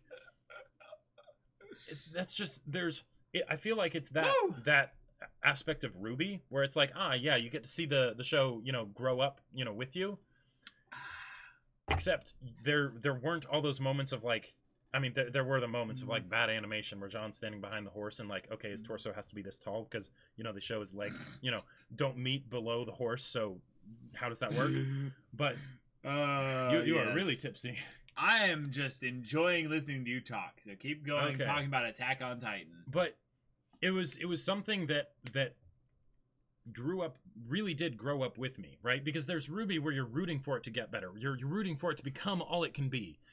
But I've got plenty of water, chat. Don't worry. But when I first watched Attack on Titan, it was the perfect time for me. I was in the perfect place. It was the perfect show for what my tastes were at that point. And as I grew up with the 4 years waiting for season 2 and all of that, and then, you know, I got to see it keep going and keep going. It's still one of my favorites. Like, I can't say it's my favorite, you know, because I've seen so many more things, but yeah. So, Jacob, you went all in on Attack on Titan. I remember you were talking ships. You were talking fan fiction. You were talking AUs. You were talking like really in-depth psychoanalysis of like microseconds of specific Jean scenes. Because Jean was the only character that actually had an arc in season 1 of Attack that on wasn't Titan. one of the core cast. Yeah. Yep. No, I mean like actually had an arc. Like Mikasa just basically got unveiled. Armin had an arc. Sorry, thank you. Armin is such an underappreciated character in Attack on Titan. No, he's not. He's my favorite character in Attack on Titan. He's always been my favorite character in Attack on Titan. I love Armin so much. Armin is the best character in Attack on Titan. And anyone that's seen season 3 part 2 knows why he's like also probably one of the best as well. What kind of fan fictions had a can? All of them. All the fan fiction. All of them. I even helped write some of them. Like I would do. You I would did? Do, this is news to me. Yeah, I would do RP. I would do like RP, like spur of the moment, like fan fiction back and forth writing sessions with some of the other people on Tumblr. Yep. Yes. If you do not appreciate Armin, we can't be friends. I'm sorry. That's just how it is. I'm sorry. That's just how it is. So Armin and Attack on Titan as a whole was really important to me because when I was watching Attack on Titan in 2013, 2014, I was 22 years old. So I had just come through probably what was the hardest 2 years of my life when I was 20 and 21. Mm-hmm. And when Attack on Titan came out, I was like, oh my god, it's an anime that's like The Walking Dead, but actually interesting to watch. So I'm getting into Attack on Titan, and I'm getting into the world, I'm getting into the presentation and stuff like that. I'm really enjoying the whole experience, right? When Armin gets up and does his speech in season 1 about trying to advocate why Eren should be considered as someone that's very helpful for humanity's cause, I remember crying, actively, actually crying, because there was this aspect of Armin that felt very much like something that resonated with me. So I have always had passions, but I've never figured out how to communicate them effectively. So that's where the channel is actually like therapy for me. It's I get to actively communicate my passions in a way that is raw and unfiltered. And it's actually a good thing. It's actually helpful for me. So Armin, in his moment where he's actively trying to convince these fear-bound idiots that Eren would be helpful here, it's him talking about his passion, it's him talking about his friends, his people that he cares about and loves. And as he's doing this, he is unable to communicate it. The cannons literally fire. It doesn't work. Yeah. Well, sorry, no. Actually, at that point, the cannons had already fired, so no, the cannons didn't fire at this specific But he was point. about to fire again. They were about to fire. It was literally just Pictius coming in there and just being like, oh, this guy's got a good salute. Yeah. He cares about humanity. Let's hear him out a little bit. But in some ways, you need someone to come in like that and just give you a little bit of, a lift, breather, a lift, yeah. And Attack on Titan was one of those shows that just did that for me. It did that because I was like, I kind of like Eren, sure. Yeah, I like Mikasa. But Armin was just everything I needed in kind of the underdog character that was not the main character of the story. Yeah. Because if he had been the main character story, he couldn't have carried Attack on Titan. No. He didn't have the Attack on Titan's too dark. He didn't have the passion to carry through the trauma of what was going on around him to reach towards his goal. He needed an Eren to kind of follow along behind who blazed the trail for him. I am sorry, I'm attacking my desk here. But yeah, so, like that kind of thing you can do in MHA where it's a lot more lighthearted and positive and things like that, right? When something like Attack on Titan doesn't quite work as well. Yeah. Oh man, RP fanfictions takes me back. Yeah. I just remember multiple points when Attack on Titan continued to evolve and Season 2 happened. Season 3 Part 1 happened. And Season 3 Part 2 happened. I remember my appreciation for Armin increasing more than decreasing. One of the things that was really sad about Attack on Titan was we got to watch Eren fall. Yep.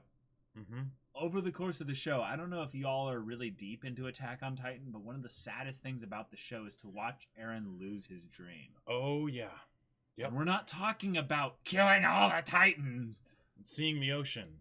We're talking about seeing something more than what he's got here. Because that's what made Eren special at the beginning. It wasn't the vengeance. It wasn't the vengeance. That's, tons of stories have that. Yeah. And it's there once you get to the end of Season 3 Part 2 and he finally sees the ocean and you go, oh my god. he doesn't even know if this is possible, because then when he asked the question of, hey, if we defeat the people over there, then can we finally be free? Can we finally be free? Yep. I'm so excited for more Attack on Titan. I freaking love Armin so much. Yeah. Because he is the one that reminds Eren constantly what's important and what's the dream. It's just, yeah, I know I'm a little tipsy right now, but I am legitimately just, Armin is my hero in Chat, this show. play nice, no talking manga stuff. Oh, did I miss something? Nope. Just don't look at chat right now. Okay, all right. Yeah. No. But onto other shows, because there are literally we had so to many mention on Attack here. on Titan. We have to mention Attack on Titan. Attack on Titan is going to be the anime of this decade. If anything is said otherwise, it makes sense. It probably, other than I can't speak. Yeah, don't mock me. Sword Art Online is the only thing that's probably more popular than Attack on Titan that came out this decade that is still going. Right, and that's the thing that's amazing about Attack on Titan, because for me, it was always something where I would see these shows that would or not necessarily shows even, but just stories, books, whatever, right? And they'd be really good. And then the author would get tired, or there'd be, the writer's strike, like in the case of Heroes, or whatever. It would go on too long, because they'd have to make money and things like that. And then it just, the love that I had would die out, right? Mm-hmm. With Attack on Titan, that's not happening, and I think that's amazing, because it's something that started my anime journey, and still, now, this much farther out, I still feel that way about the show. But, Steins Gate. Oh, Steins Gate was this decade. Oh, y'all, can we just talk about how Steins Gate is actually the best way to bring sci-fi people into anime? Pretty much. Because the dub is legitimately for, Western audiences. Yep. Thank you, J. Michael Tatum. You were amazing. While you might not like the dub for XYZ reasons or what have you, it doesn't have son of a bitch. The dub is actually perfectly set up to bring people into anime, because Steins Gate is actually some of the most anime out there. Yeah, and that's what's crazy. It's got some of the most tropey characters ever. Oh yeah, like weeb stuff, maid cafes, all of that. And yet, because it's just the best time travel story out there, because it's about time travel, and that alone is enough to get plenty of people into it if they're the time travel nerds, right? Right. That's pretty impressive. That's pretty impressive, that with how anime it is, it can still be a gateway anime for that specific niche of people. Even though it's so anime. It is so anime. It is not a friendly, new anime kind of show if you watch it and it's your first anime ever. Okay, I got a story. We got the story. Yeah. We got our dad into anime via the Steins Gate dub.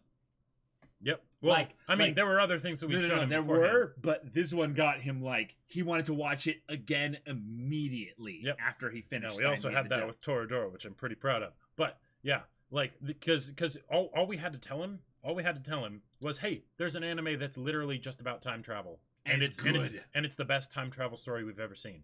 Yep. And he was like, all right, sign me up.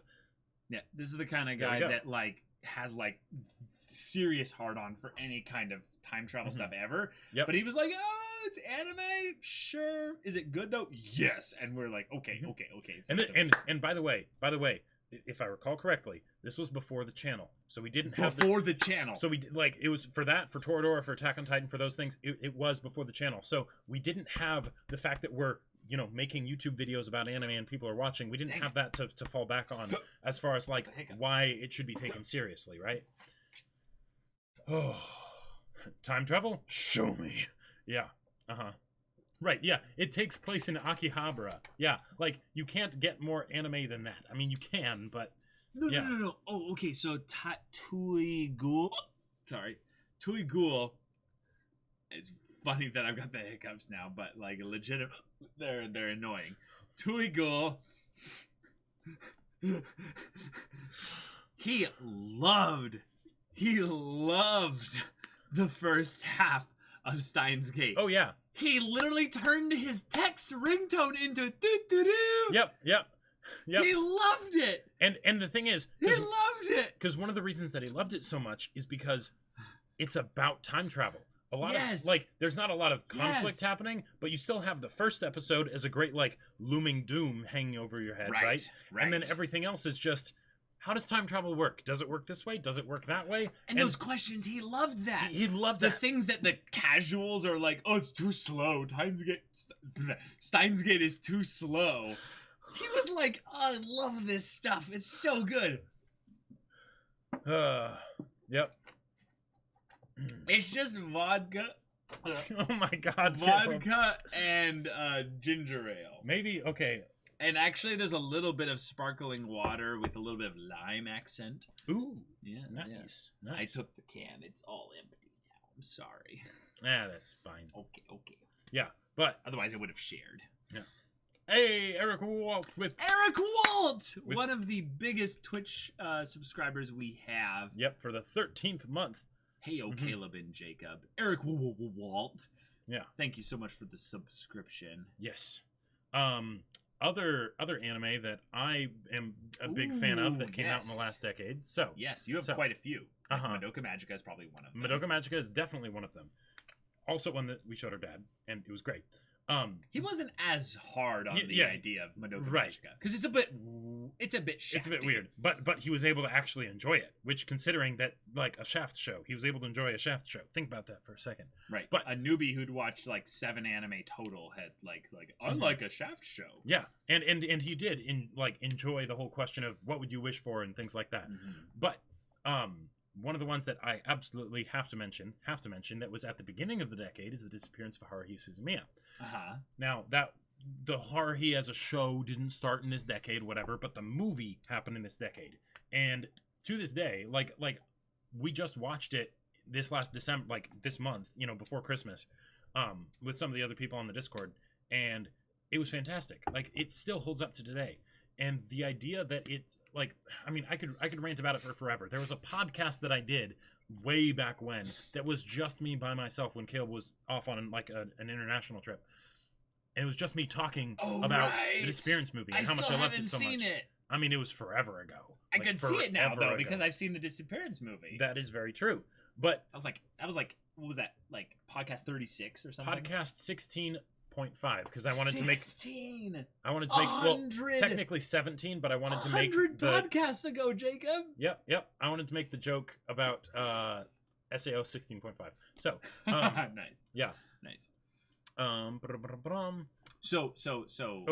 Madoka Magica was one of them, but the other one was Haruhi. Yep. Haruhi was a big deal for you because it opened your mind to the idea of the slice of life kind of genre being so powerful in a deep way. Well, more importantly, actually not really Haruhi because it had just wacky fun and all that stuff, and it was even though it was a slice of life, it was pretending that it wasn't going to be a slice of life kind of a thing. But it was the fact that it recontextualized the whole rest of the show, that movie, right? And it absolutely blew my mind that it was able to do that. And because of that movie, I would watch particular episodes of the show that I thought were some of the worst episodes in the show, like Someday in the Rain, right? And it would blow my mind so much I would be thinking about it and nerding out about it for months. Right. Think about it. Think about that. A single episode that's one of the worst episodes in the show, at least that was my perspective from the start, and I was nerding out about it for months because of what this movie did. Yeah. So, that is one of my personal favorites. But while we're on the topic of movies, I've been wearing the shirt the entire stream. Do it, boy. Do it, boy. Talk about it. That's right. Don't be silent about it. Your name. No. Let your name is amazing too. But sing true. I don't know if you've ever felt this, you, Caleb, or chat, but when you get to that point where you've seen enough different stories that you stop getting emotionally invested. Oh, I'm gonna cry. Because you start getting that feeling of this is all the same. I've seen this before. They're doing just different permutations of the same tricks and stuff that I've always seen to try and get me emotionally invested so they can take us on a story. Yeah. But it's really not even going to be that much different than what I've already seen, right? Because you've seen it all before. But right. then this comes out. Yeah, and in reality, there was plenty that I hadn't seen before, but because, I wasn't getting very many people recommending stuff to me, it was just what I found. I found the stuff that was similar to what I had already seen, right? Right. And then a silent voice came around. And in the first 20 minutes, I bawled like a baby. Same. It absolutely tore me to pieces. And it was something where I had never seen a story make me hate a main character so much, and then turn it on a dime and say, do you think it's possible that maybe they could turn their life around? Right. And it absolutely, and one of the things that, like, maybe I feel like I bring this up a lot, but one of the things that it really, now that I think about it, kind of struck a chord on is that the idea of, can someone turn their life around even when they've made a lot of mistakes, has been a big thing for me in my life personally. Right. Both for me myself, because I get very hard on myself when I feel like I've done something wrong, and then also because our 3 foster brothers that we took in, they're gone now. I don't know where they are. Right. I would hope more than anything that they could turn their life around, that they could hope for a better tomorrow, that they're not defined by their past mistakes. But I don't know if that's going to happen. You need a hug? I'm okay. But yeah, so then that happened. And I mean, animation from the movie aside, like, after the Disappearance movie, because of the stuff that was recontextualized in the Haruhi show, I was on the lookout for anything that would do communication silently, right? Through just visual, storytelling, whatever they portray, and leave those empty, lingering spaces for you to be able to contemplate what was being thought about there, right? Yeah. And a silent voice did it so well. Kyoto Annie, you're amazing. Best character animation of the decade. Yep, definitely. Hands down, no contest. Best character animation of the decade. That part where she's struggling to kick him off. Yep. As he's like literally bullying her. Yeah. And she's trying to speak out what she's doing. Like, I'm doing the best I can. You can't not cry in that moment there. Yep. I found someone posted a gif of that, of the I'm doing the best I can on the Discord, and I saved it, and now it's like I have a nuclear option for like anytime I need to just strike with overwhelming force, just that gif.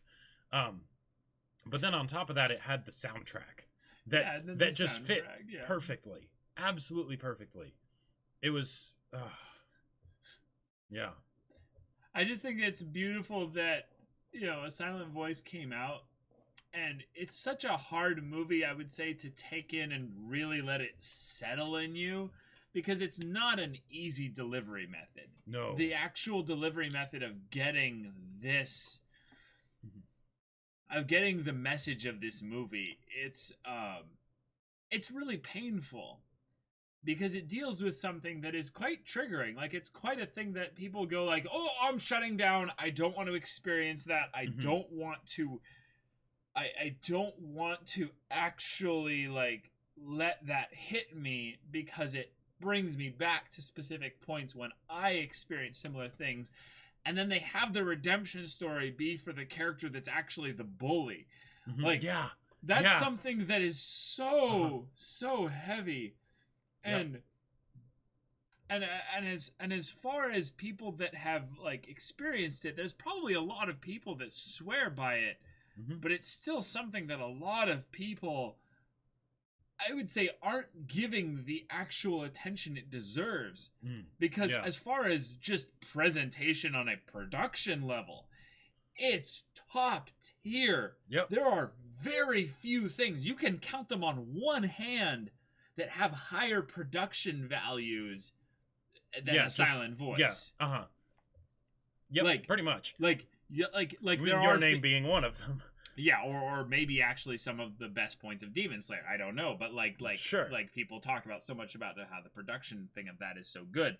But a silent voice is just it's so hits you so hard, so that when you are actually engaged and diving deep into the characters, you go like, oh, I have to read the source material that this is based off of. And you got into that. Yep. And I still say you need to read it because it's really good. It's a very different experience, but both the manga and the film are so good. Well, okay, so Yaibo Tenor, saying a silent voice is underrated is like saying Hunter x Hunter is underrated. I agree with you within the confines of the anime community. However, A Silent Voice is one of the few examples of anime that I would say you can show to anyone. They don't have to be a fan of anime. Yep. Because it's just a fantastic movie. We have a story about this. Yeah. And some of you may have heard this story before, but like A Silent Voice is my favorite movie now. It used to be Wolf Children, which also came out in this decade. Oh my god. It did. Both of those movies changed my life. No joke. But I had to get people to watch this movie, right? Caleb didn't want to watch it because he was like, wait, bullying? As someone that was bullied, but like in the mildest sense of it, like I wasn't even a fan of the idea of watching a movie about that because it just doesn't seem like I don't want to bring that stuff back up again. Right. It's yeah.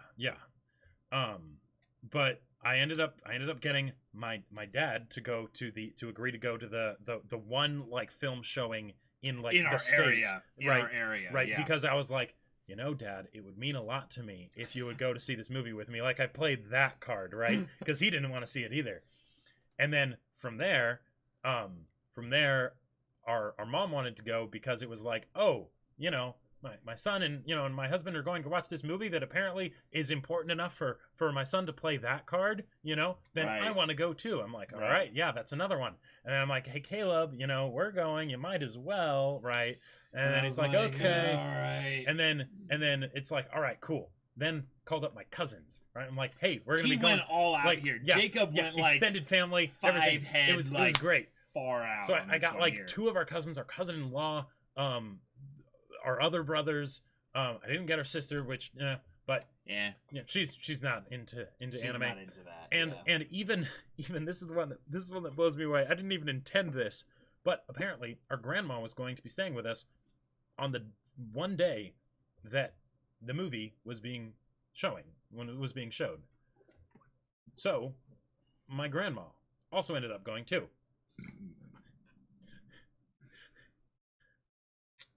The idea that I got my grandmother to watch an anime movie still blows me away to this day.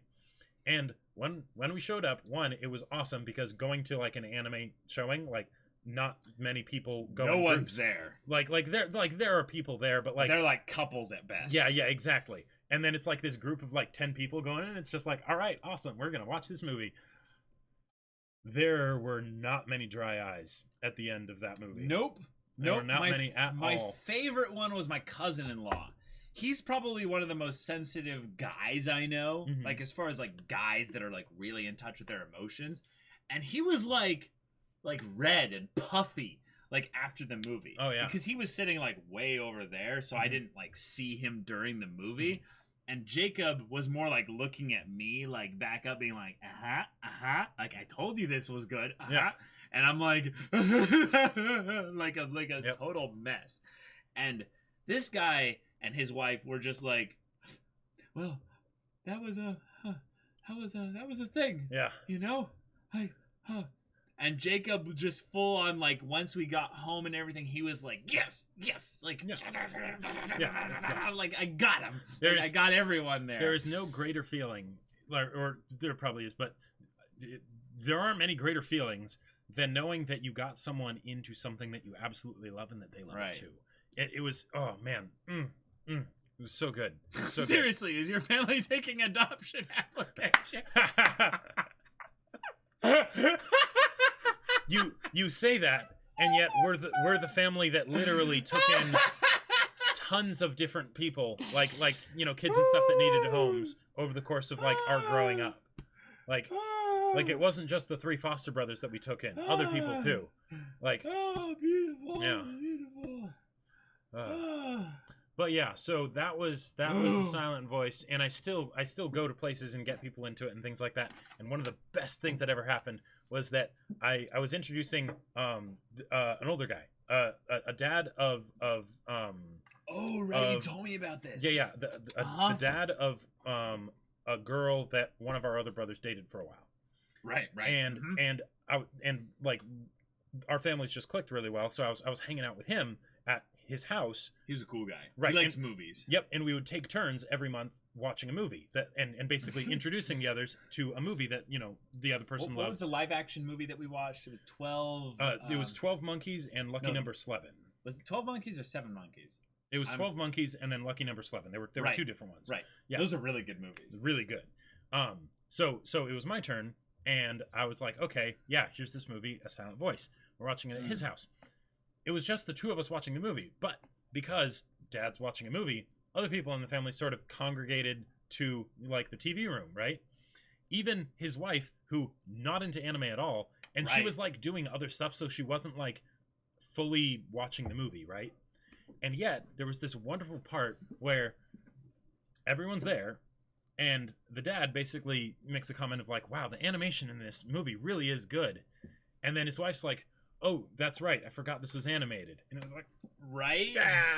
Yeah. It's one of my favorite lines hearing about a silent voice. Yep. And then there was Your Name, which is just pure magic. It's pure magic. Like I'm showing my girlfriend that right now. Oh, really? Mm-hmm. Really? Mm-hmm. How did you manage that? She's a normie, so she's basically like, I have to get into this world of anime that you very much appreciate. So I'm like, well, then, you know, I'm gonna get you into the anime sphere in the most like simple way possible. Movies, yeah. Mm-hmm. Yep. There you anime go. Movies. I was going to bring her in through Kiki's delivery service. Mm-hmm.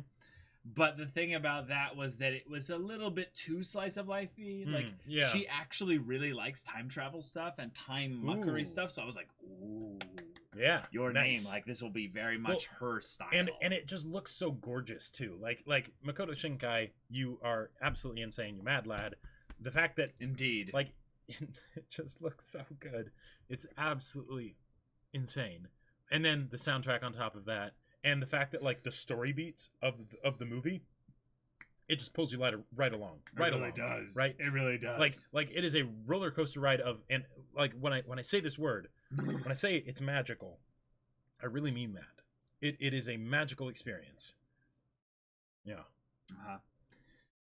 Star Platinum 08, the best star with the Twitch Prime for 13 months. Thank you so much. Happy New Year's in a day. Yep, hey, that's right. Welcome to the yeah. Thank you for support. Yep. And while we're on the topic of movies in the last decade, and we're going through the triumvirate, there are so many movies from this decade that need to be talked about, like In This Corner of the World, and movies from shows and series and things like that, like Kizu and Disappearance and whatnot. But before A Silent Voice, movie that was my favorite movie ever was Go for it. Wolf Children. Yeah. If you haven't seen Wolf Children yet, you really need to. It's think like Fox and the Hound. Oh, but yes, it is. But add into that a single mom. And so you get a sibling dynamic. You get humans. You get the sibling dynamic. You get the you watch these kids grow up. You see the mom struggle to raise them and everything that she does and gives to them, right? Mm-hmm. And then you see them start to question things, start to grow into their own skin and literally and wonder what it is that they want to be when they grow up. What kind of a person do they want to be? You know? And it uses the whole thing of them being wolves as a great sort of well said. Slight disconnect, so that way you can have it be more of a metaphor for life rather than like something that's too real, you know. And okay, I gotta derail the conversation real quick. Those of y'all in chat that are like Fox and the Hound, like literally makes me cry. Y'all are my people. Yeah, y'all are my people. Jacob and I have talked about this. There's a lot of Disney movies that makes Jacob cry. But the one that makes me cry, the one that makes me like actually bawl my eyes out every time I view it again is Fox and the Hound.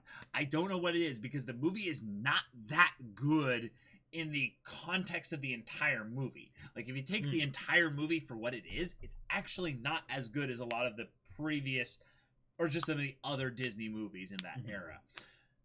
But that being said, the actual emotion that comes from the real life connection that you make with the people that you have to move away from, that you very much love, but you can't be in their life anymore because life takes you another way and you just have to say goodbye. Yep. That's just too real. Yeah, the fact that it doesn't have a happy ending. It doesn't have a happy ending. Like in some ways it does, but it's not a purely happy ending. It's a bittersweet ending at best, right? They come to accept what's happened, but it still happened. They aren't able to, be friends like they used to. They aren't able to hang out, right? They might understand each other a bit better, but they're going their different ways. Right?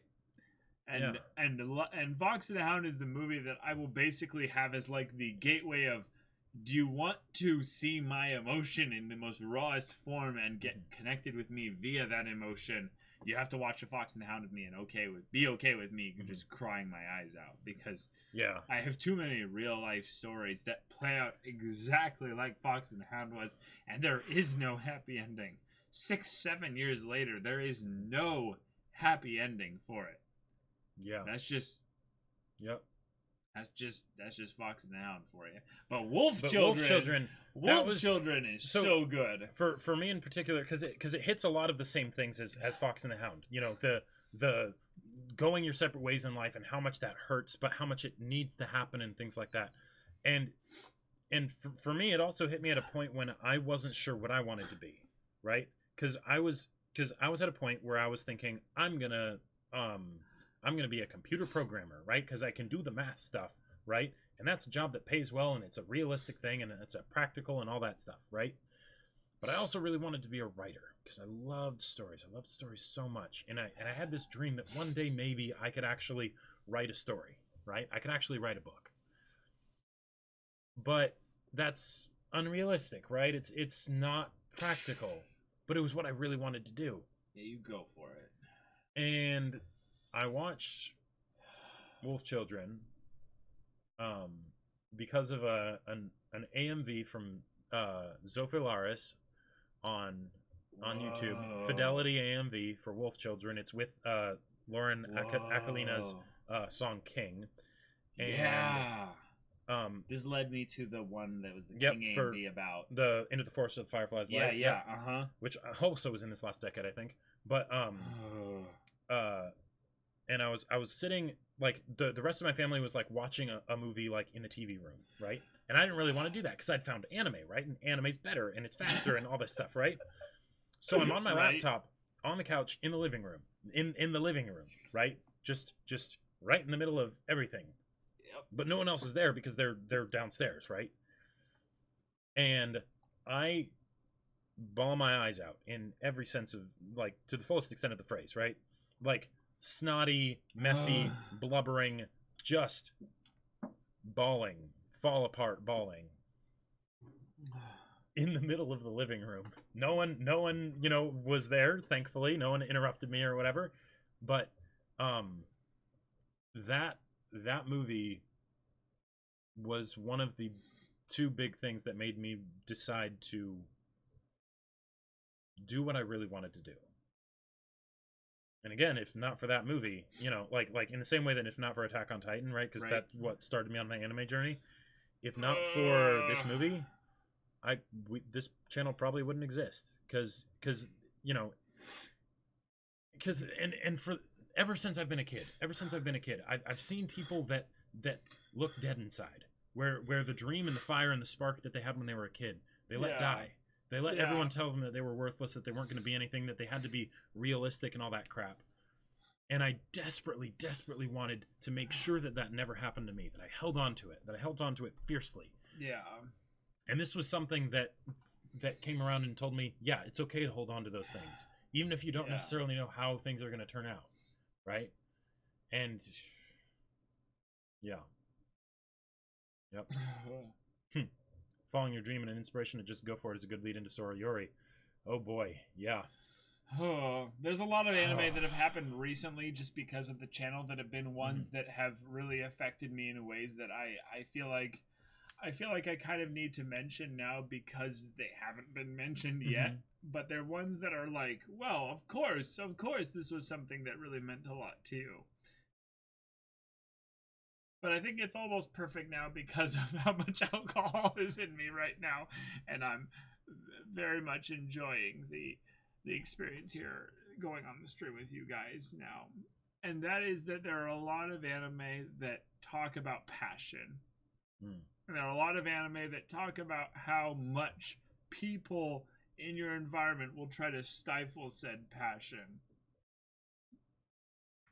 Place for the Universe is totally one of them.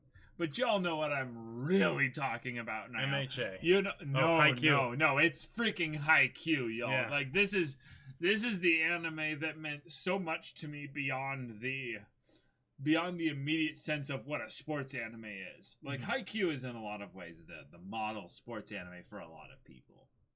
Like it doesn't have a lot of anime craziness. It's just good character writing with, you know, just interactions between said characters. That's it. It's Haikyuu. Yep. Haikyuu is probably in a lot of ways the most positive experience in anime I've had this decade. Wow. Like it's crazy to think about, though, but the thing is that I've been a part of team sports dynamics. I've never had the level of connection that the characters in Haikyuu have with each other. I've wished constantly for that. Haikyuu ends up going into this aspect of characters who come into the dynamic of the team, Karasuno, and just enjoy each other. You have Tanaka, who kind of carries in a lot of ways that first part of the season. Sure. He's just so rambunctious and over the top and ridiculous. And then you have this character Kageyama, who's actually the one that has all the depth and is going on this journey. Right. And he's realizing, oh my god, I need to let go of all that ego so that I can be a real player on a volleyball team. Otherwise, I'm just going to be another average player in some ways like Hinata. Yep. And then Hinata, the character that actually goes on the biggest kind of technical transformation with regards to volleyball. You have all these characters who are unique and they have their own kind of shtick, if you will. But it was seeing them each interacting with each other and realizing how different they were and that they didn't really force each other to change. The only character who really changes on a definitive, like, really big way, the change for that character happens all the way in season 3. I'm not going to talk details there because spoilers. But the next runner-up would probably be Kageyama. The next runner-up would probably be Kageyama, who goes on probably the slowest transformation other than this other character. Yeah. But being in a team is the same thing as being in a family. There are people that fall into specific roles because they need to be there. Not because they're necessarily good at it, although they might be. Not because they necessarily want to be there, but it's because they need to be. And then these characters end up jiving with each other, and Haikyuu just posits it all amongst the backdrop of being a volleyball boys anime. Yep. And you adopt all these boys into your family. And you can't help but fall in love with all of them. The amount of sheer positivity in this show and the fandom for it is absolutely ridiculous. Like it's beautiful. It's absolutely incredible. But there's something important that I would say a lot of people don't really like specifically about the main character, Hinata. Hinata is passion embodied, raw, unfiltered, and not actually that attractive as far as the the release of said passion is. It's chaotic. It's it's so ridiculous. And yet I will fight on this hill. I will die on this hill that Haikyuu wouldn't be a show that would work without Hinata, because Absolutely. the entire show is about passion. The whole thing is about passion. It's about characters coming together around a similar passion, but then when their interpretations of said passion conflict, you end up with scenarios where the characters have to work things out. Yep. Nishinoya and Asahi, Hinata and Kageyama for one, but then you get even things across teams. Mm-hmm. Oh yeah. You get freaking Oikawa and Kageyama. Yeah. Uh-huh. You get things like Hinata And Kenma. and Kenma. You get Hinata and our boy from Date. Like, do you remember how much Aone like actually was changed because of Hinata's passion? Yep. And that's right. And then even though it came from the smallest person, and of course because it's Haikyuu and it's a sports anime, and Hinata's the main character, that passion is able to display itself in a way that other people can appreciate, right? But the thing is that the fact that passion is so contagious and it can change people's lives like that, that is something that is true even if you aren't able to do crazy Kageyama Hinata quicks, right? Right. Even if you can't do those things that make everyone else like their jaws drop in awe. Just the passion itself can be enough. Because a lot of people are dead inside. A lot of people are just sort of going through the motions, not going to the practices because they don't really care. They're apathetic, right? And then suddenly someone comes along that really deeply cares.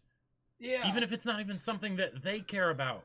We've talked about this so much. The idea of main characters that care, that really, really in their heart of hearts, they care. It allows us to get so much more invested into the story because we vicariously care with them about the story and characters that they're involved in. It is so frustrating how often stories will,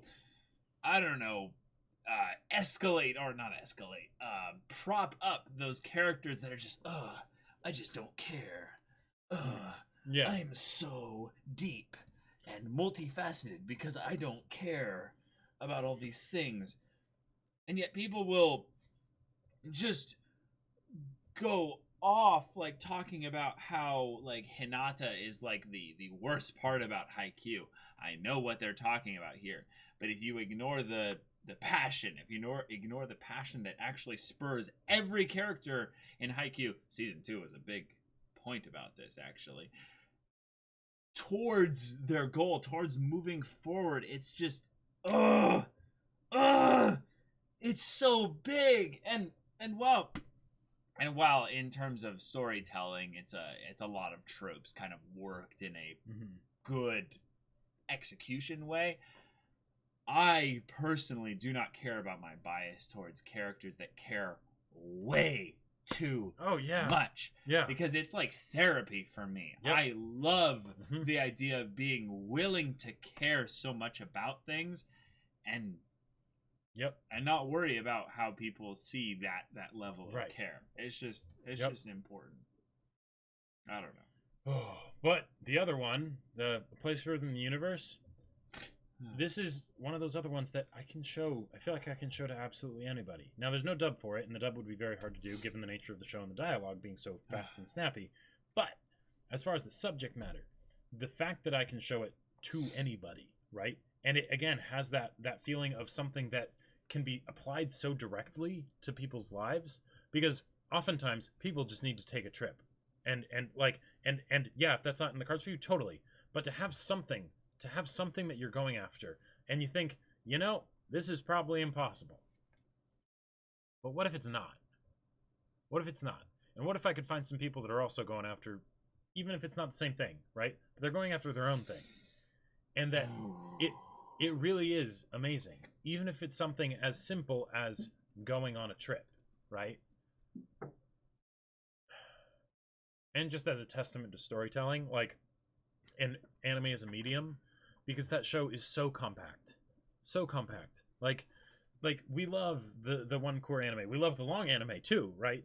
But for me, the short anime that absolutely ripped my heart out, that was one of the things that got me into anime, right? Because it was this idea that I could experience in, 4 hours something that would take Western television 50 hours to get to, and even then not be the same, right?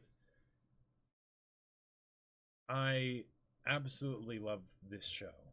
If you haven't seen it for some reason, go watch it. I know it doesn't have crazy action and whatnot, but it's amazing. It is absolutely amazing. It's very pretty. The soundtrack is amazing. You will cry. It's wonderful. Go watch it. And take the lessons that they learn about life and the idea of not letting their youths pass by, right? Seizing the day. And if that's something that you want to do too, then do it. Do it. You have no idea how many people you will set free. Yes. By doing that, by living that life. The ending bit, I'm not going to spoil it in case you haven't seen the show, but the ending bit that they do after the end credits of the last episode, that did not need to be there in the show. They had already told a fantastic, perfect show that was compact. It was done. It was resolved. There was nothing else to talk about, really. And then they did that. They showed how the passions and the dreams and the actions of the characters influenced someone else. Influenced someone that you wouldn't have expected. Someone that was antagonistic. And their life's been changed because of it. I want to bring up this specific bit regarding what Jacob's talking about passion, and that is the idea that your passion has to be delivered effectively. I say that is bullshit. That is absolute bullshit. Be passionate and let people filter in or filter out the things that they like about it. Because there's something so powerful about the people that are actually passionate about the things that they're passionate about and willing to look stupid and willing to look ridiculous doing it. This is so important regarding, like, not just, like, stories, but this is regarding, like, people in general. There are so many things that we as people don't feel like we're allowed to be passionate about because we don't see anyone else currently doing it in a way that feels healthy or wholesome or what have you. And there are the people that will tear you down when you start to do it, just like in that show, just like in A Place Within the Universe.